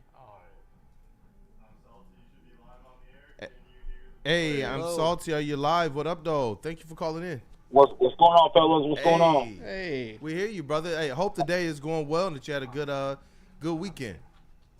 Of course, man. Happy Monday to everybody. Happy Father's Day to everybody that got kids. Yes, sir. I do want to say that Stick, I hope you called Goff and wished him a happy Father's Day in person, because you're just all over his junk, bro. But I just want to go back to this, man. I like Goff. I like Goff. Okay, he is a professional. Okay, I got nothing against Goff. He's led us to 2 division titles. We haven't won in a long time. He's led us to the playoffs. He's won playoff games. That is all true. It is great. But I will tell you this. The dude had 4 turnovers in the last playoff game against a rookie quarterback, and that rookie quarterback also had more playoff wins than Goff had the last 4 seasons in Detroit. I do not ignore stats, okay? Listen, I won a championship in Detroit, boys. I don't want no division title. I don't want no best quarterback completion percentage in history. I want a championship in Detroit. I'm tired of this Goff choking down, chanting him when the dude has won 2 playoff games in 4 seasons in Detroit, man. That's not acceptable. We deserve better. Caldwell led us to the playoffs and got fired. Goff, if you don't win this year, kick him out of there. Get him out. What? You're saying punt Jared Goff to the moon if the Detroit Lions do not win a Super Bowl this year? Well, here's the reality of it, fellas. After this season, we're required to pay Goff a lot of money, and we can't retain players. We can't retain these great young drafted players that we drafted. Mr. Branch on defense, signing all these guys that we need to keep, right?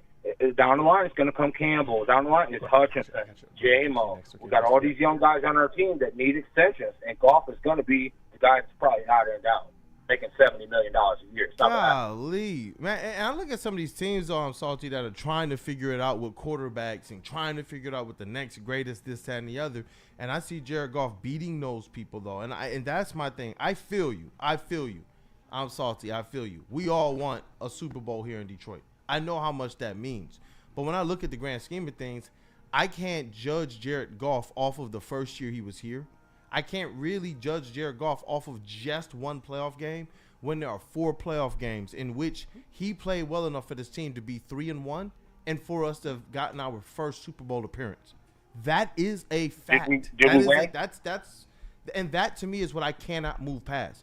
I have no problem with saying he choked with the 4 turnovers. This is something we've been saying since in live action. Go back and watch it.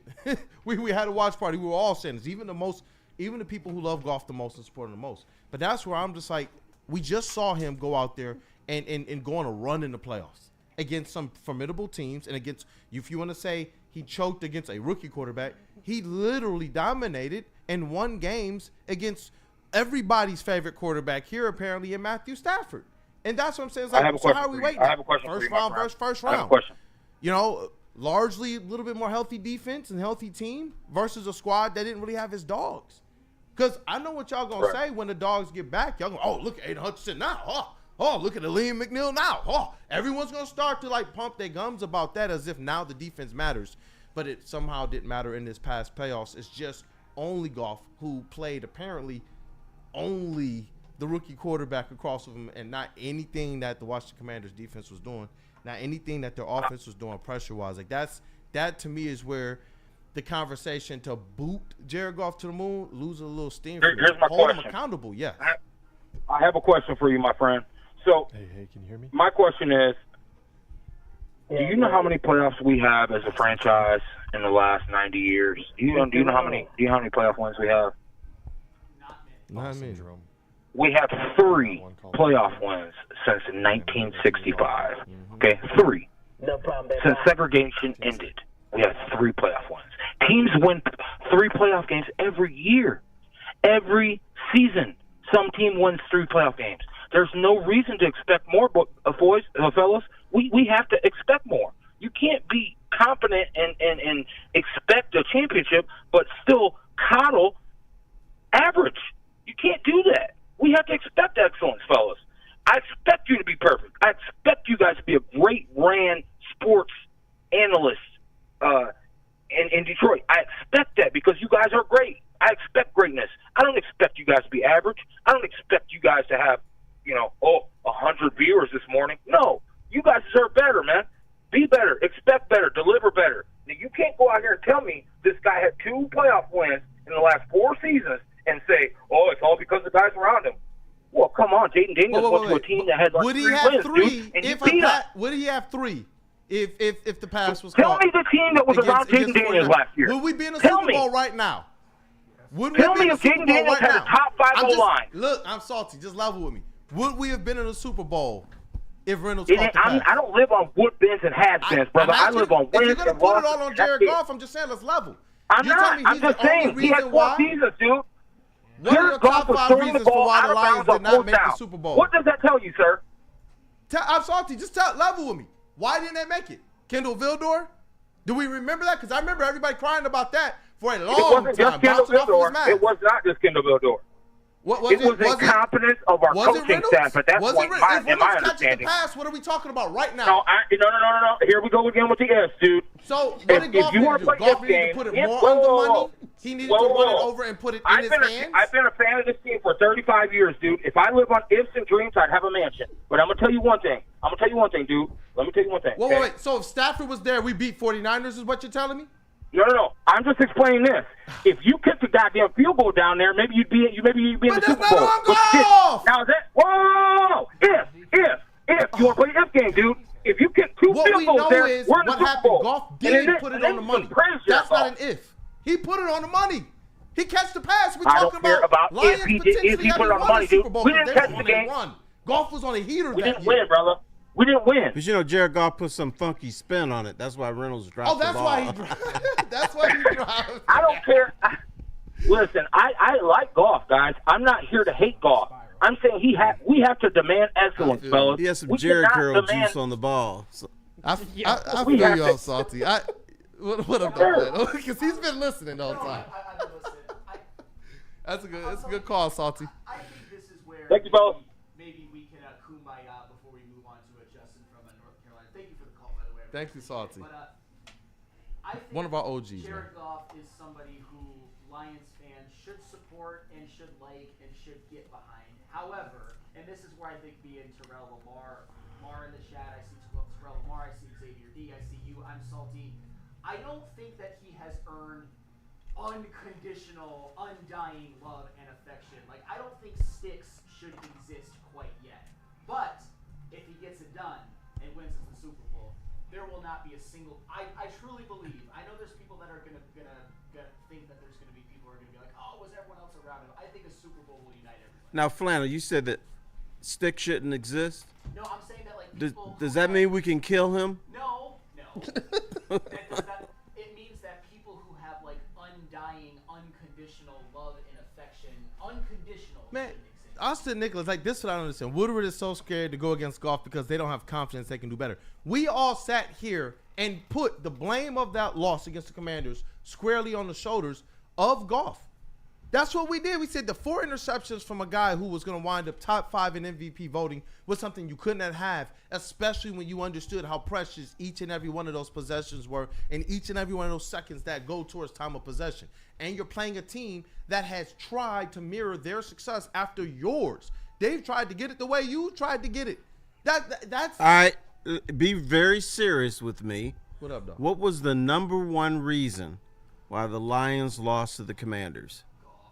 I put it on Goff and then injuries right after that.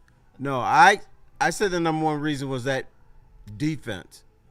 You had dudes working at Burger King. The legend. That was the number one reason because they couldn't stop anything. Nothing. No, I understand that, but I still think that the Lions win that game if Jared Goff plays clean. And we can't live in if worlds. To a shout out to I'm Salty, but I agree with that. I believe they had an opportunity, a slim one, but they had opportunities. They gave themselves opportunities to fight, to have a puncher's chance.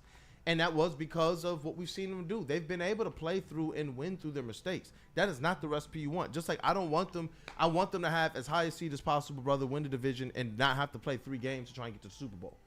Just like I don't want them to have to win games through Jared Goff mistakes. He's the one individual when we talk about what makes him special. We always say it's IQ. We always say it's the fact that he protects the ball. We always say that he goes out there and he can do a few extra things that people don't give him credit for. And those are the things that I'm looking at him being. So this is why I do get the overarching, the reactions being so polarizing. I do believe it's because we're so used to it. When people want to say he's elite, I think it's because it is when he's playing most perfect. It is when he's putting together 2023. I just don't think people understand how difficult it is and just how good that is that he did that. Like, think about it. The quarterbacks that he even took out. There are people right now who, just because that Super Bowl, it doesn't matter how many times Jared Goff will beat Matthew Stafford in a row. It doesn't matter. It does not matter to people. They're just going to go, well, Super Bowl. No, there are things that Jared Goff is literally doing on the field to lead this Detroit Lions team to wins over quarterbacks that you guys say is supposed to come in and be better than Goff and house us. So it's just, I don't know, man. It's crazy how those goalposts seem to shift. And realistically, you're right. these things come down now in Goff's tenure. They're always going to now come down to one game. That's why I will be fair. Did he win a Super Bowl or not? If you lose in the playoffs, it's always going to be Jared Goff choked. It doesn't matter even what happened. Look what he did in 2023. People, and I appreciate I'm salty for calling in, they still couldn't level with my man put the ball on the money. And that wasn't Jared Goff's fault. And I think most reasonable people would say so. But Chase, do we got a Justin from North Carolina? Yes, we do. Justin from North Carolina. You should be live on air. Can you hear the guys? What up, though, Justin? Yo, what up? Thank you for calling in, man. Appreciate you. Yeah, appreciate you guys too. Watch it every Monday morning. Hey, is this Austin? Thank you, brother. Thank you. Yeah. One of the things I wanted to bring up was with the Washington playoff game. Appreciate it, man. When Jared Goff got knocked out, if he would have stayed out for the rest of that game and lost, would we be labeling Jared Goff as a soft quarterback today? Because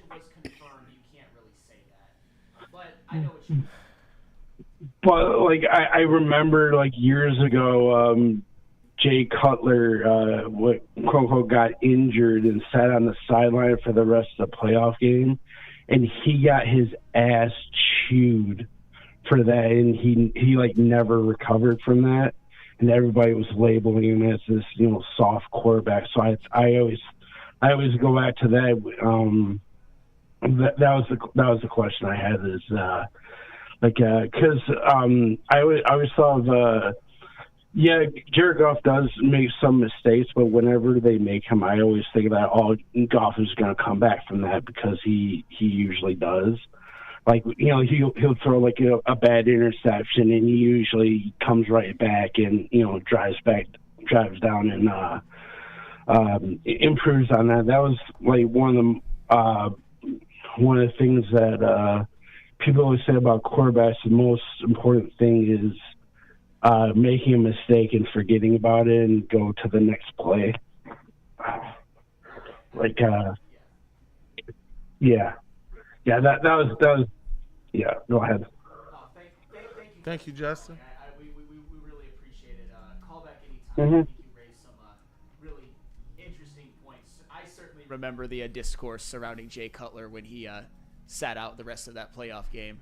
I remember. Yeah. So shout out to you for bringing that up. But Chase, we got Jerome. Yeah. Sorry. We have Jerome on the line as well.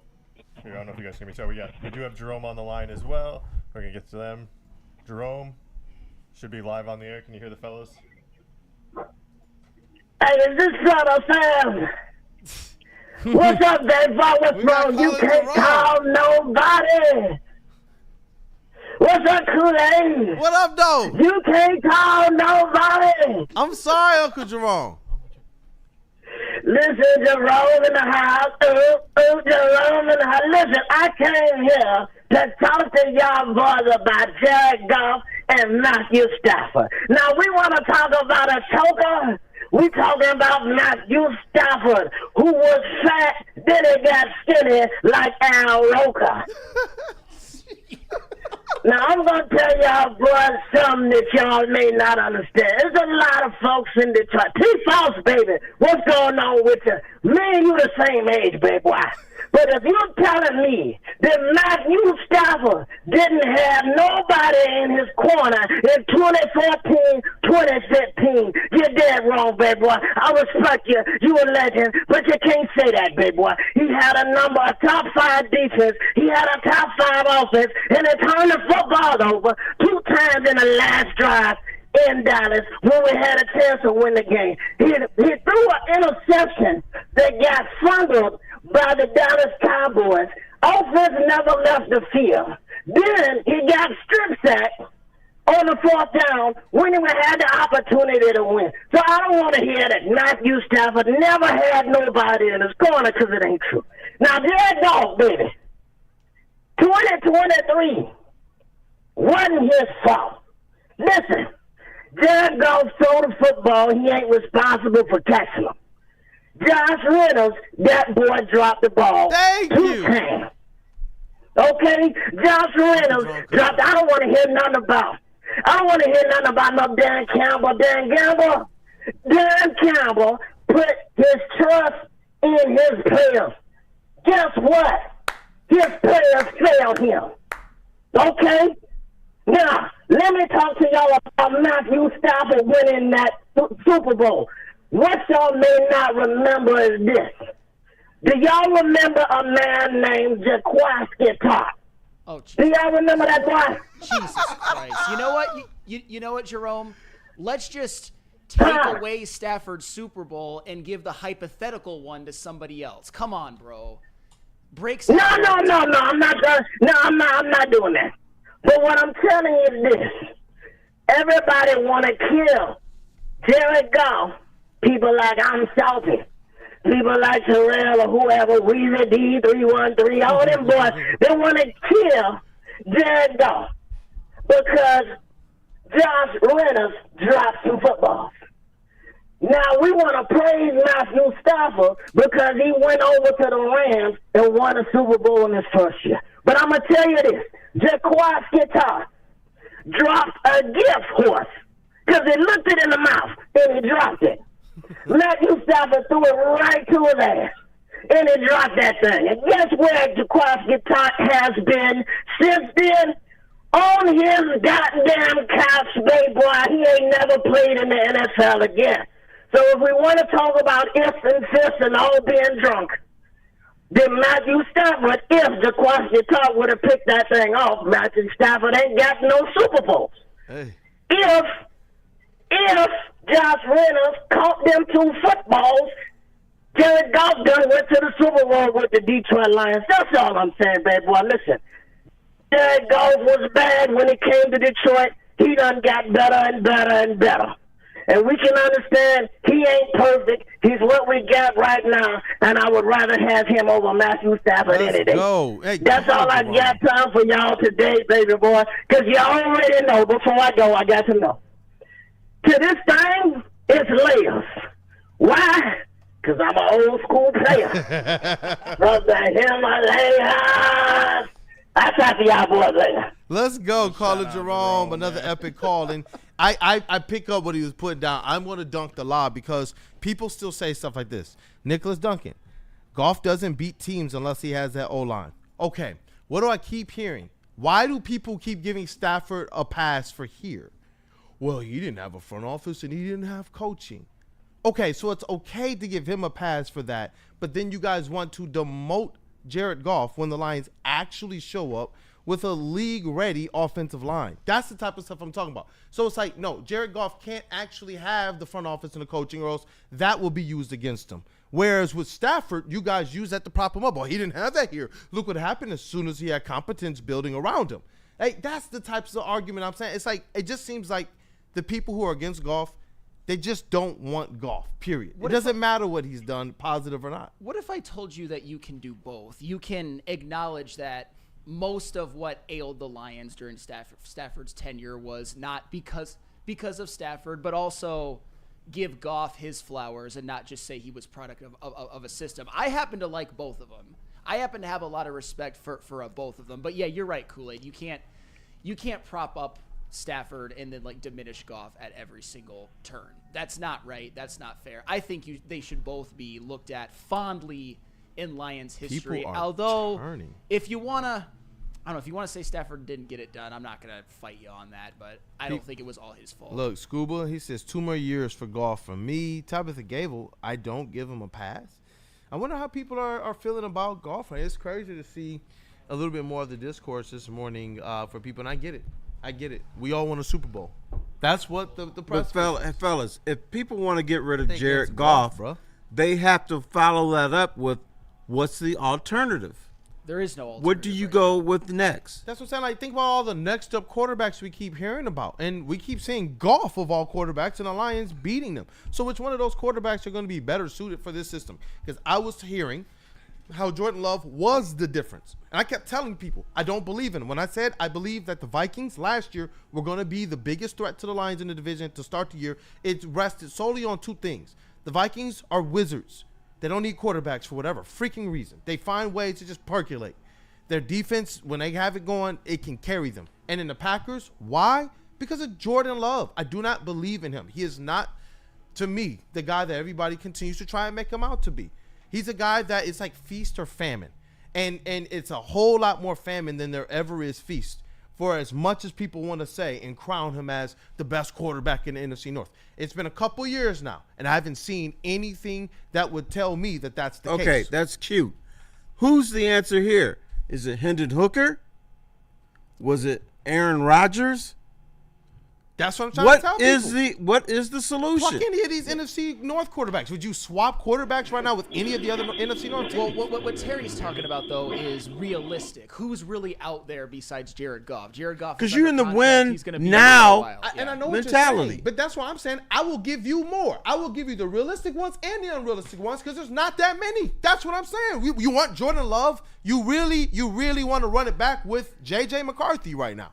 You want to go and get even people were telling me C.J. Stroud was this, that, and the other. And what did Goff do? Give him 5 extra opportunities. 5 extra opportunities. And they still beat them. That's what I'm saying. Which but I am challenging the people. Good. If you want to get rid of Jared Goff, you got to take it a step further. Yeah. Who's going to play quarterback for the Detroit Lions who are in win now mode? Penei Sewell is young. Aiden Hutchinson is young. Amon-Ra St. Brown is young. They're not going to win a championship 10 years from now. If they're going to win it, it's going to be now. So you need a quarterback. So who's it going to be? J.J. McCarthy? Hendon Hooker? Penei Sewell? Teddy Bridgewater? No, you're... or Jared Goff. Didn't Amon-Ra throw a touchdown this year? Yeah, I think everybody's thrown a touchdown. No, I mean, your point's well taken. I don't think anybody in the chat is really going to be able to answer that. And that's where I kind of fall in it, is that you can be critical about some things, but Jared Goff's the quarterback. They think a rookie contract is what we need. I'm salty, said that. The person who said we need a Super Bowl. Well, the problem is I just don't understand it. How do we win a Super Bowl year one with the rookie? So we replace Goff, and now what? You're saying what? Take his money, and what's going to happen here now? You better hope that you tank I'm and salty. get Jaden Daniels or somebody like that. But that's not real. That's the thing. That's not realistic. And even he didn't win the Super Bowl though. No. Hey, Bryce Underwood. Shout out to him. Who do we got next, Chase? All right, next up on the line should be our guy Austin calling back in. We lost him earlier, but he is. Is this Austin Nichols? I just got Austin from them. Shout we out could be Austin. talking Austin, Texas. It could be the municipality. And Is it not Austin actually Dillon? a person at all, but a different form of a noun. Is this Austin Nicholas from the chat or a different Austin? What up, though? Thank you for calling, regardless. What up, though? It's me from the chat. I'm gonna get right into it. I'm gonna get right into it. He does though. not like golf. My thing with Goff is this. I want everybody to hold Goff to the same standard that they held Matthew Stafford to when he was here, and he literally didn't have nothing. He didn't have a front office, no coach, no offensive line, no offensive coordinator, where Goff pretty much got everything. Like, it's nothing that I would look at on a Lions team right now and say, yeah, they got to really improve. Like, he got the offensive line. He had probably the best offensive coordinator in the league. MCDC, probably one of the best head coaches in the league. One of the best top 5 wide receiver, top 5 running back. The list goes on and on to all these things that Goff got. And my thing is, okay, if he's surrounded by literal perfection, can he win? And I don't think he can. I don't know, because when I look at Jared Goff, I look at a guy who's surrounded by a bunch of players that other people thought were done or weren't going to be what we see them as now. Nobody thought that Amon-Ra was going to be what he is, except for the Lions. They took him. Nobody really what did people even here quite think of Jamison Williams? When I look at what this team is, even David Montgomery, his previous team thought he was done. Jahmyr Gibbs, I remember what people said when we drafted him. And what's the common denominator here is that you got a quarterback who elevated his play to top 5 in MVP. Now, if this was any other quarterback, we would say that quarterback helped elevate those rookies. That quarterback had something to do with this team's culture going in this trending upward direction. But for Jared Goff, for some reason, he seems to be the only quarterback amongst the elites and the tops of the league who will never get that distinction from people, no matter how much it smacks us in the face with 2 banners. We've had so many players know what? come through here, and Jared Goff has done what none of them have done. I can respect that. The only thing I'll say is, as far as Amon-Ra St. Brown is, I watched those games the first year Amon-Ra was drafted, and he pretty much was open a full year. It just took, to me, it looked like it took Jared Goff time to, like, actually begin to trust him, but he pretty much was open a full year. Yeah, I can't necessarily say Amon-Ra wouldn't be as good if he didn't have Goff, because I also feel like you could put another quarterback in Goff's shoes and Amon-Ra would be just as good, or Jameson would be just as good or better. But that's what I'm saying. That's what it's always going to be. We can look at the fact that he's playing with what? A bunch of things scrapped together. 4th round wide receivers, a reach, what some people would say on a Jameson Williams and a Jahmyr Gibbs, a David Montgomery whose team was like, yeah, he's done. That's like, these are the things that I'm talking about. It's like, these are what the narratives were, despite what some of us might have individually saw. This whole team was one that was just the offensive line that we thought was going to be really the powerhouse. As far as the running backs go, though, that's the offensive line. It's not Jared Goff that's making those guys better. It's the offensive line. And if we really want to be technical, I feel that the offense really is not built around Jared Goff. It's built around the offensive line. Like, if anything happens to the offensive line, and I would even watch out for him this upcoming year without Frank Ragnow, you're going to be in trouble. Like, if Goff doesn't have it perfect most of the time, he struggles. And that's the difference between, I feel, him and Stafford, because Stafford doesn't always have to have it perfect in order to play well. Well, I've got a couple of quick things, because I think what Kool-Aid is referring to is he's not, and if I'm speaking out of turn, let me know. I don't think Kool-Aid is denying that Jared Goff has a very talented offense around him. What Kool-Aid is talking about is, when it comes to credit, how it's always everybody else's gets the credit, but it's never Jared Goff. And I do think that happens. However, and this is where me and you can kumbaya a little bit, I do think Gibbs and Sewell and maybe Amon-Ra St. Brown, but certainly guys like Jahmyr Gibbs and Penei Sewell and Jameson Williams, probably Amon-Ra St. Brown too, would have been good players anywhere. Can we agree on that? Can we like kind of kumbaya on those last couple of things that I said? I agree. All right. I hear what these guys say about the coaches, and I do hear what they say about Jared Goff, and I do believe that these players and how their heart ticks and how their hearts beat, it's what Brad Holmes identified. They would find a way to be good, but we see these players being special. We're seeing our drafted players all step into all pros. This doesn't happen. Okay, here's the last thing, though. Are they special because of Jared Goff? Or are they made to look special because of Ben Johnson? Because I know this haven't been said a lot too, because I know Lions fans are still a little salty at the end. But I'm not gonna lie, I'm 32 years old. I never, ever, not one single time in my life seen the Lions offense look good except under Ben Johnson. Well, I do believe in the words of Brad Holmes. Not even when Goff was in LA, and I know McVay is a great.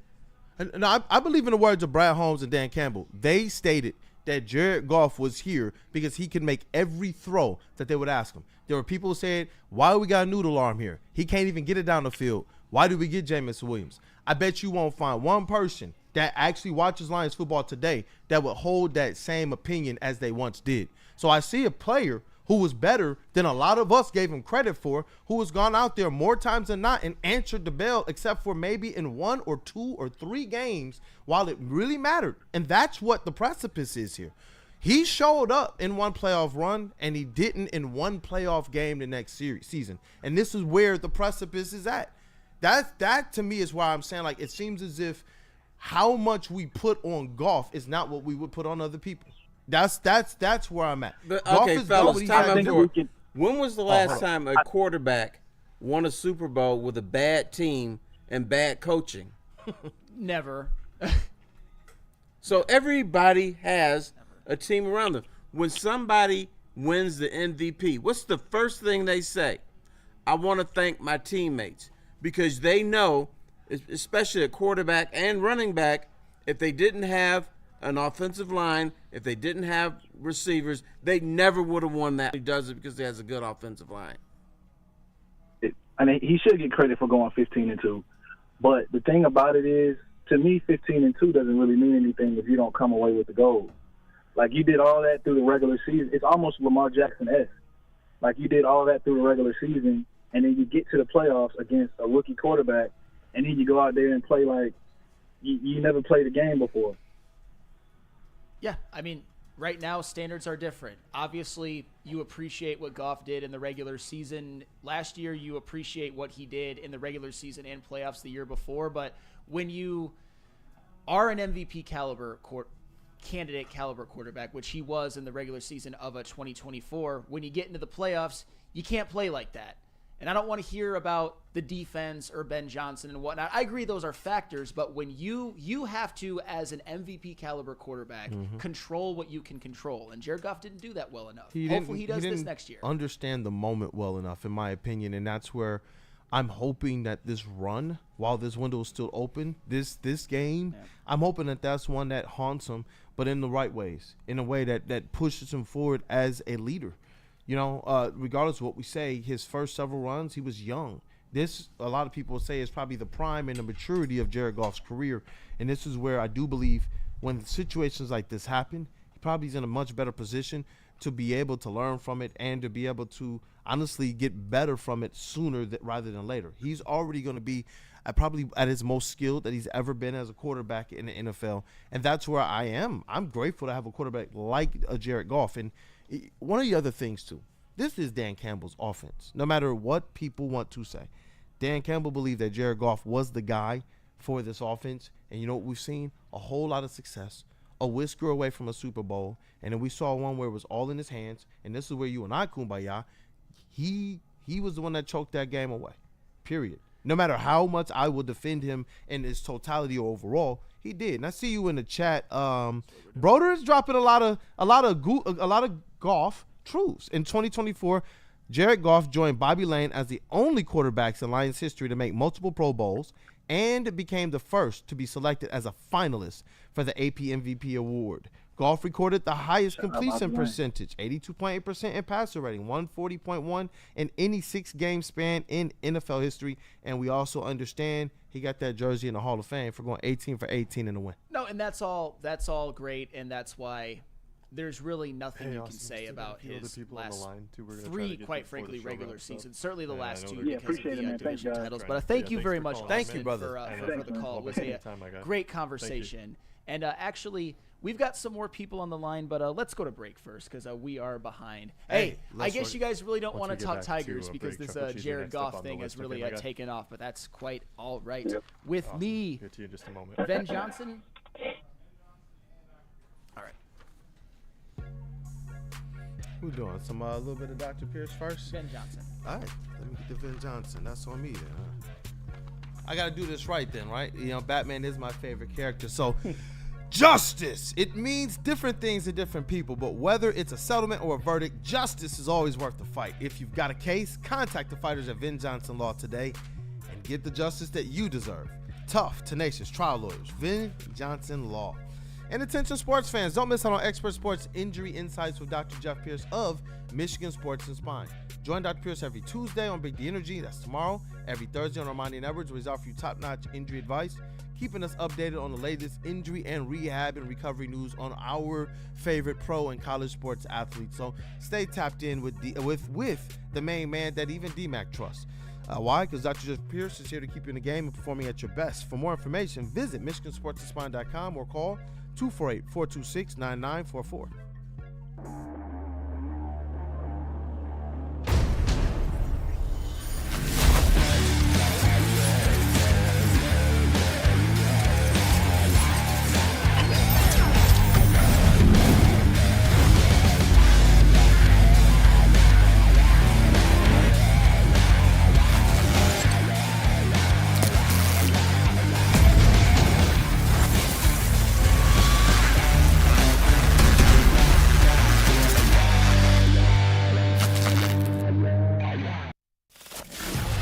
To brag that we are the toughest sports network in Detroit.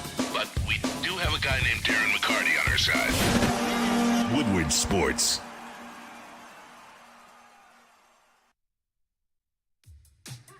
How do people feel about getting a Planet Fitness membership for $15 a month? How do they like working out in a clean and spacious gym that's filled with equipment for every workout? And how about free fitness training in the judgment-free zone that leaves them feeling energized all day long? Join Planet Fitness today with the free PF app, online or in club, and start getting that big fitness energy for $15 a month. A ton of fun, a ton of sports, and a ton of man meat. Welcome to the Woodward Heavyweights, live daily 5 to 7 p.m. on Woodward Sports. The most talked about Detroit media by other Detroit media, and we love it. It's the Woodward Sports Network.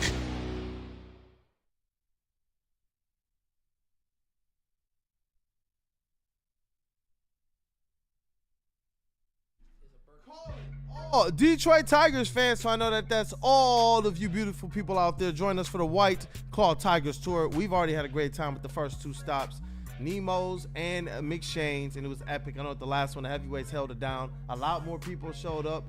The bar was packed. It didn't matter if it was a little wet, because that's how T-Foss likes it. You know what? The legend was in the building too, supporting the crew, man. But we will be hitting a couple more bars in Detroit to watch a Tigers game live on the network, and we want you guys there with us. So join Spencer Easy and the heavyweights on the next day, June 29th at Old Miami. That's June 29th at Old Miami Bar. And I'm hearing it's one of the best in Detroit, so you want to be there. Be part of the fun and see our reactions live on Woodward Sports Network to one of the hottest teams in all of baseball. It is the White Claw Tigers Tour, brought to you by White Claw and Vin Johnson Law. And Lady James. Guys, let's be honest. We like simple stuff like gimmies on the golf course. We like uncomplicated. Like Jared Goff is a good quarterback, guys.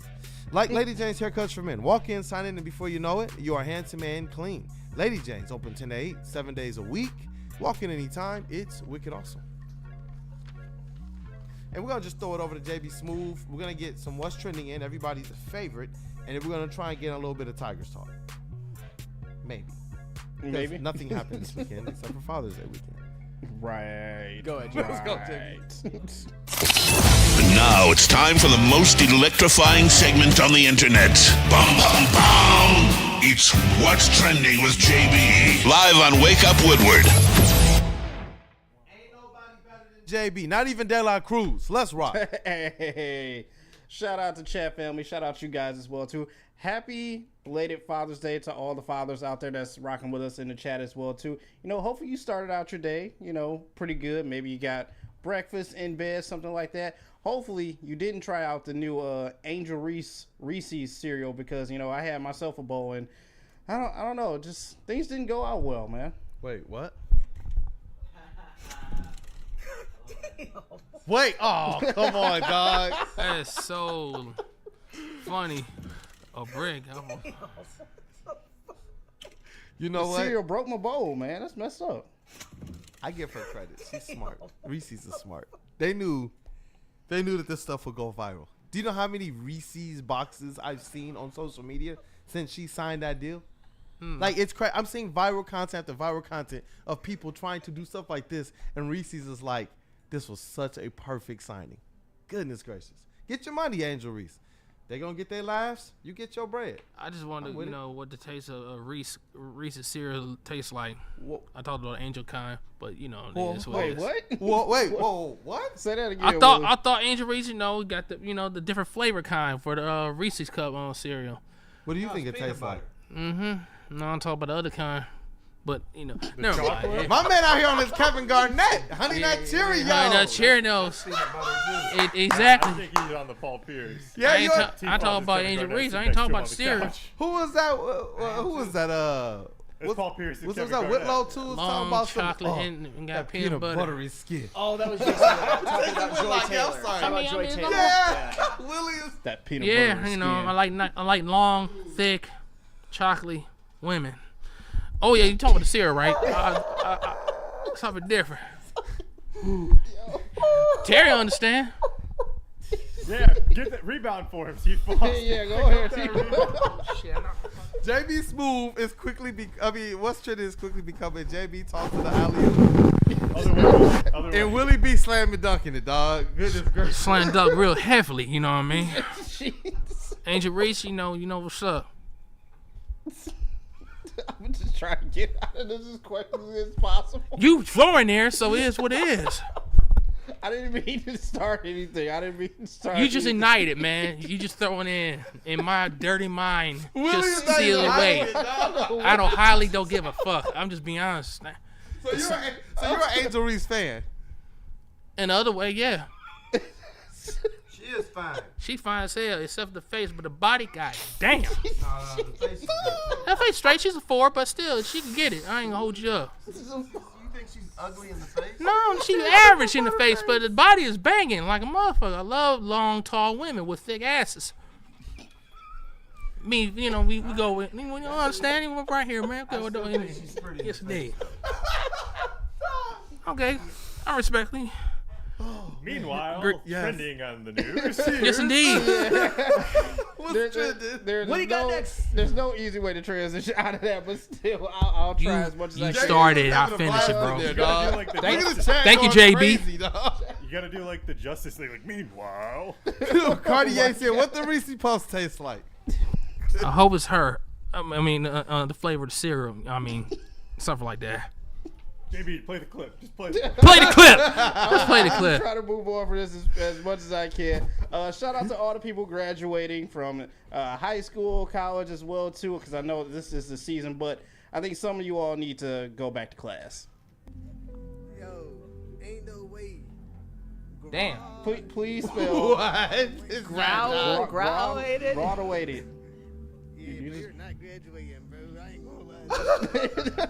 Yo, ain't no way. Garage. You know what? Shout out to whoever's narrating this, because I mean he said it. He sounded it out as spelled. Garage. Well, what kind of education is this? What is this? You should get your diploma revoked if you can't spell graduate. He's like, look, bro, you ain't graduating. Yeah, that's like you are not graduating. Just I'm summer sorry. school or something, like a spelling class. That's bad. You are not graduating. I hope it's not college. And finally, I'll end what's trending with this. It's another video where you guys, I'm gonna play the clip, but I need you to tell me what happens next. I'm gonna pause it right here. What happens next? Bust his ass. I want to say slip. I feel like something bad's gonna happen on the attempt. Maybe he looks like it's right there, but then his Carlton moment happens, and then it's just like, oh, it's done. That's what I was gonna say. He misses it so comically bad that a 5-year-old could do better. Willie, T-Foss, what you think? He busts his ass. Basket. That's my guess. He's going the wrong way. Yeah, look at the footwork. It's done. Soon about to start. You guys. Cartier thinks ACL tear. DNCNT says he thinks he's gonna slip. Cartier said what on a layup? Hey, let's see. You guys are close. Yeah. Yeah, he busts his ass. It's all of the above. All the above. And he still missed it very Carlton-like. Goodness. He busts his ass. So the footwork done. What? Did he try to Euro step wide open? That's what after my look. That was yeah, he tried Euro step. What are you doing, bro? Just a basic 1.5 layup. Come on, man. Let's be honest. Basic 1.5. He was on the wrong leg on the right. With the wrong you know one. That's Wrong a camp side. kid. That's a camp kid. When Exactly. 1, 2, right, left. Right, right left. hand, left foot. My man got all twisted up. Right, he went all opposite of the layup, man. Just 1, 2 right hand. You in the right angle. Why you want to go to the left hand? I see you. That's the basics. I know you're a hooper. Jeez. He messed this up, bro. Like, the slide. It's always worse when you did it to yourself. He can't even look back and be like, bro, you fouled me. It's like, no, that's all you. Self-harm. Goodness gracious. Terrible. Just terrible. That's it for what's trending, you guys. Let's hop into some Tigers talk while we got some time. I don't see his Angel Reese stuff in the chat. Willie B said Angel Reese is a peanut butter face. A delicious snack is well needed. Oh my god.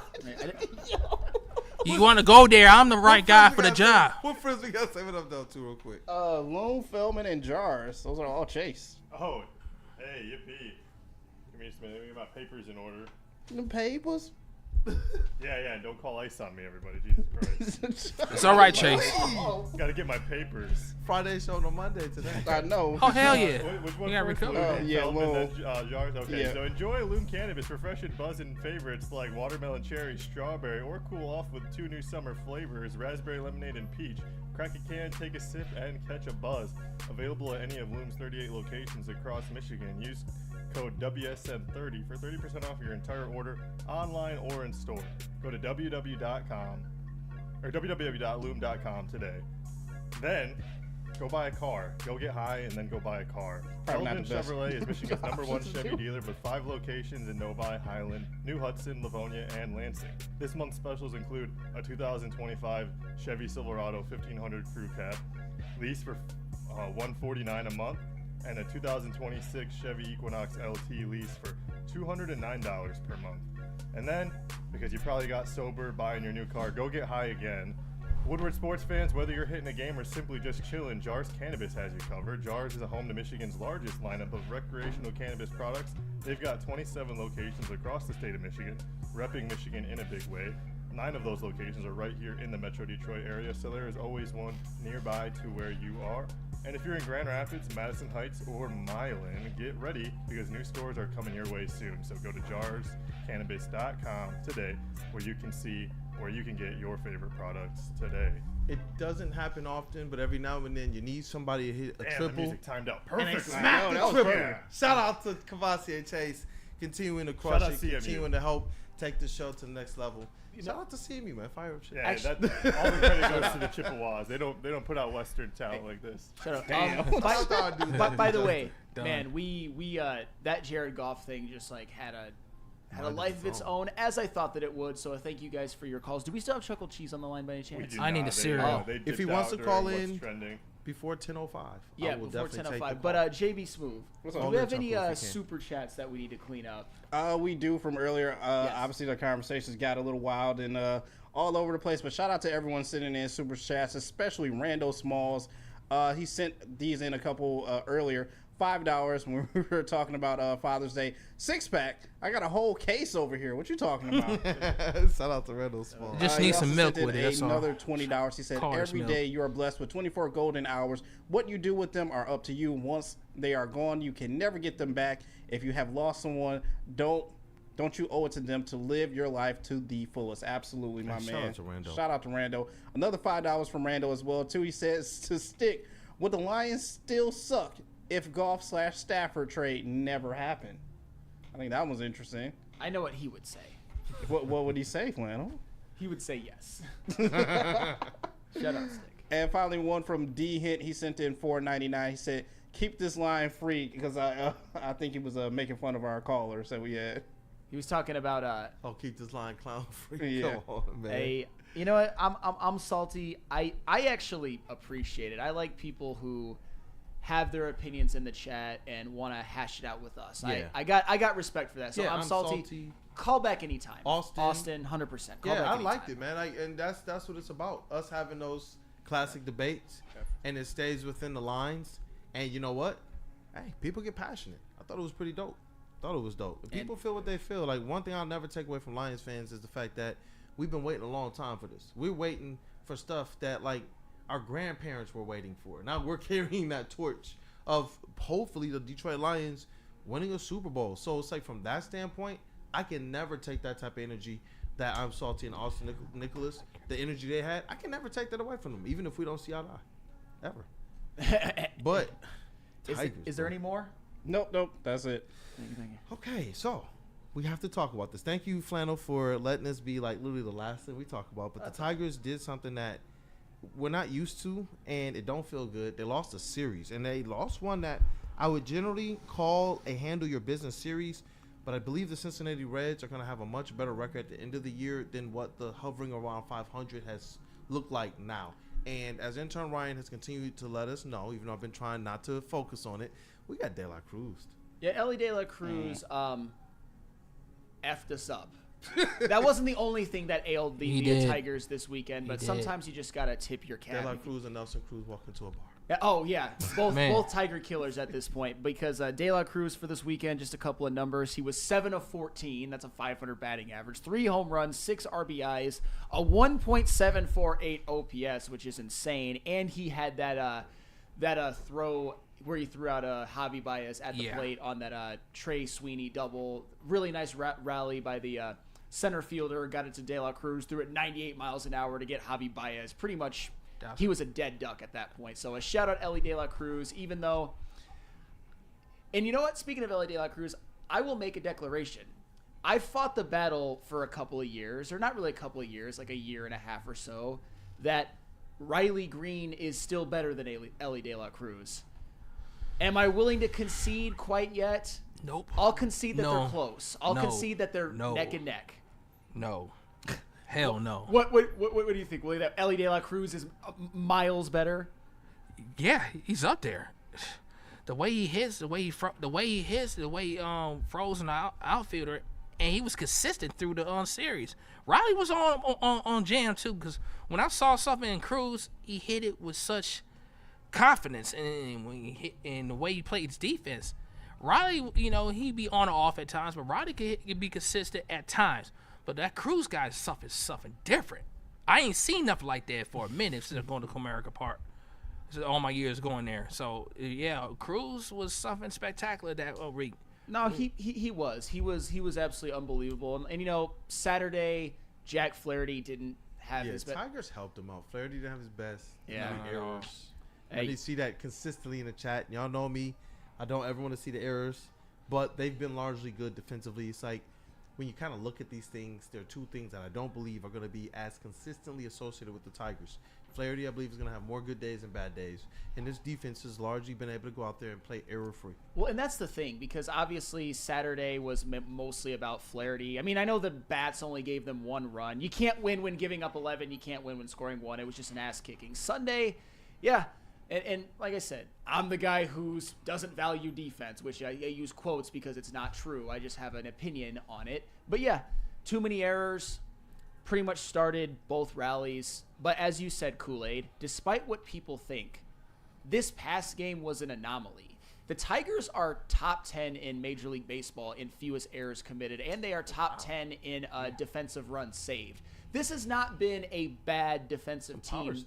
Their infield defense hasn't been the best, but overall, this has been a good defensive team, but they let them down. But a lot of the people doing the letting down was the pitchers not being able to throw to first, which is, I wish Broder were here to answer this, but it seems like a skill that sometimes lacks pitchers. They can throw like a perfect curveball or a slider or a four-seam fastball and dot the corner, but that throw to first sometimes gives them trouble. Shout out Brant Herter yesterday. But one quick nugget, the Tigers are still 9 games ahead in first place because the whole totality of the AL Central is slumping. People said it was a bad division before the year.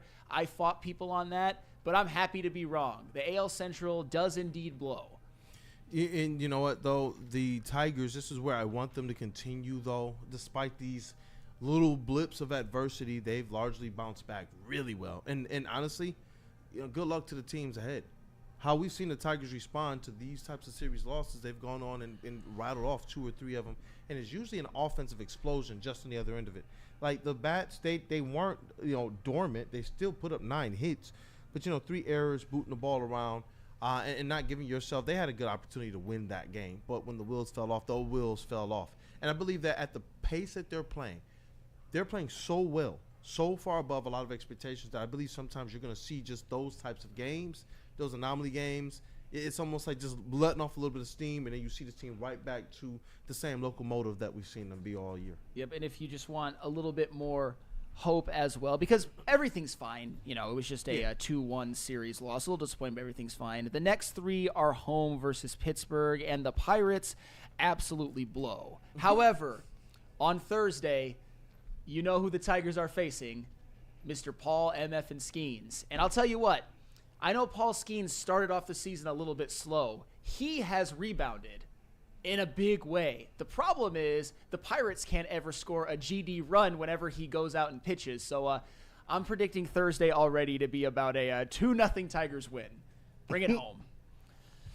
Bring it home. Is that a show today? Yes. And I see you, Dante151. He says Tigers still half-game lead for the best record in Major League Baseball. And the Yankees got swept by the Boston Red Sox at Fenway. So, yeah, the Tigers are in great shape. They just happen to have a bad series when everybody else in the AL Central is having a bad series, when the Yankees have an even worse series. It's so nice to have a cushion because I really genuinely don't care that much that they lost a series. I'm a little disappointed, but it's going to be fine. I think that we're learning how to become fans of a baseball team that has World Series expectations, and we've seen this team now. How many times do they have to prove it to us that they will bounce back from adversity? They've done that. With the Pistons. There came a time last year when we just settled in.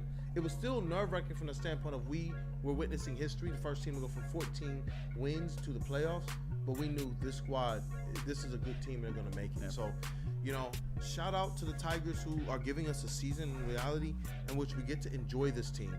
And I'm hoping that they're finally able to overcome those Guardians demons, man. Hey, the Guardians shouldn't even be a factor, though. They are way back. We can't even see them right now. That's right, man. I think that's a bucket there. That's an assist to my man Flannel Sam. It's been a show, chat family. Thank you guys for choosing to kick off the day with the WUW Crew. And you know what? You guys know how much we love our sponsors. If you are on social medias, if you're on X, I just put a link into the chat section. If you can, go on ahead and give it a like, give it a retweet, so that we can support Woodward Sports and support our sponsors. So you'll see it in there from Woodward Pistons. Go on ahead, give it a like, give it a retweet if you guys can. Because this is how this thing is made. This is how we're going to continue to grow. How much you guys continue to give your support. We appreciate it. But it's been a show, man. Wake Up Woodward and the chat. You guys really came through with your comments as well as calling in. Chuckle Cheese, we'll try and make sure we get you on. The next time we open up those phone lines, we'll give you some priority cutting the line. But we got a full house Chase, in here. Just a heads up. Chuckle Cheese cuts the line next time. Definitely. Well, I don't know. He said Chippewas suck in the chat. Oh, well, then use your own discretion and make. He is our screener. Did you hang up on him actually? No, it's okay. To the back of the line. I like second it. in line. Shout out to Brady in the building. But we got intern Noah, intern Ryan. Shout out to our brother That Dude Justin. Man, missed you today. He needed a break, and I know there's a lot still ahead for him. But we got the legend T Foss over there with Willie B. Willie B, what up, though? And then pass the mic over to T Foss for his final words of the show today. It's been a wonderful morning to start up for a Monday, so it's been awesome. And it's seeing Ryan with the WUW Crew, there's nothing like it, and express how we are, express how our fathers meant to us, and Father's Day. It's been real beautiful, and with another, with the legend herself, Mrs. T. Foster, and the rest of the crew, y'all awesome, man. You got to put up something, you got to make up fun and make some good content, and it's nothing like being here and doing it, so it's been a privilege, and I like cereal. What type of cereal again? Reese Puffs. I like Reese's, the angel you go. kind. What It'd be up, good with Sakar's chocolate milks, you know what I mean? What up, though, T Foss? I don't want to be an alarmist, to be rude, but are we seeing signs? I know you guys are going to talk about the Tigers tomorrow. Are we seeing signs of the Tigers coming back down to earth?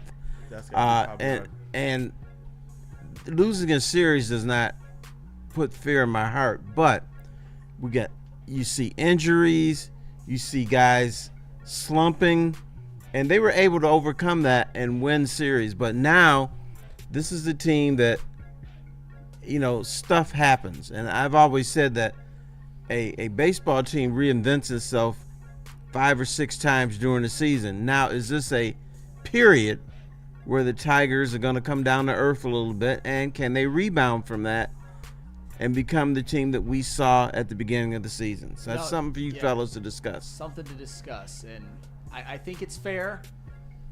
I think if a couple of things happen in the next few days, I'll be concerned. I won't say what those things are just yet because I don't want to even put it out there. But Save it, tease it. I like it. And you know what? Shout out to Spin Dog. Spinny's in the building from the heavyweights and Big D Energy. In the sound booth, we got Kavasi Chase holding it down, doing a lot there for us. Thank you, brother. Hey, what's up? Hope you guys have a good one. Hope you had a good weekend. Love you, Dad, and can't wait to hang out again. Shot 77 on 18 yesterday. Like flex. Hey, shout out to Chase GP team. We got Woodward Sports MVP in the TD booth, JB Smooth. What up, though, brother? Hey, once again, happy Father's Day to all the fathers out there. Shout out to Donald. Love you, man. My step pops out there. Hopefully everyone had a good weekend. Another episode of Fast and Loose will be out tomorrow, but you can still check out the previous one from last week. Yeah. Woodward Ringside should be out tomorrow morning. Me and KG just had a couple of conflict issues, but we still got everything rocking and rolling. It should be out for you tomorrow. And if you want some more JB, No Chill Podcast, just look up my name on YouTube. Hey, let's rock, man. Continue to support everything that's going down here, especially these guys in the sound booth. We get the vet of the squad, Flannel Sandman, vet of the network, all sports lover, Red Wings correspondent. What up, though, brother? Hey, OKC. Strike job, quick, bro. strike fast, no mercy tonight. Just win tonight. You're Just at win, home, please. and that snake pit, that is the OKC crowd. Go win. Go choke the life out of the Pacers. Obviously, it wouldn't be over if they won tonight. But you know what I'm looking for tonight, just briefly? I need a good Chet Holmgren game. I know that he's been rebounding pretty effectively, but he hasn't really been himself. And he definitely needs to either don't shoot threes or make a couple.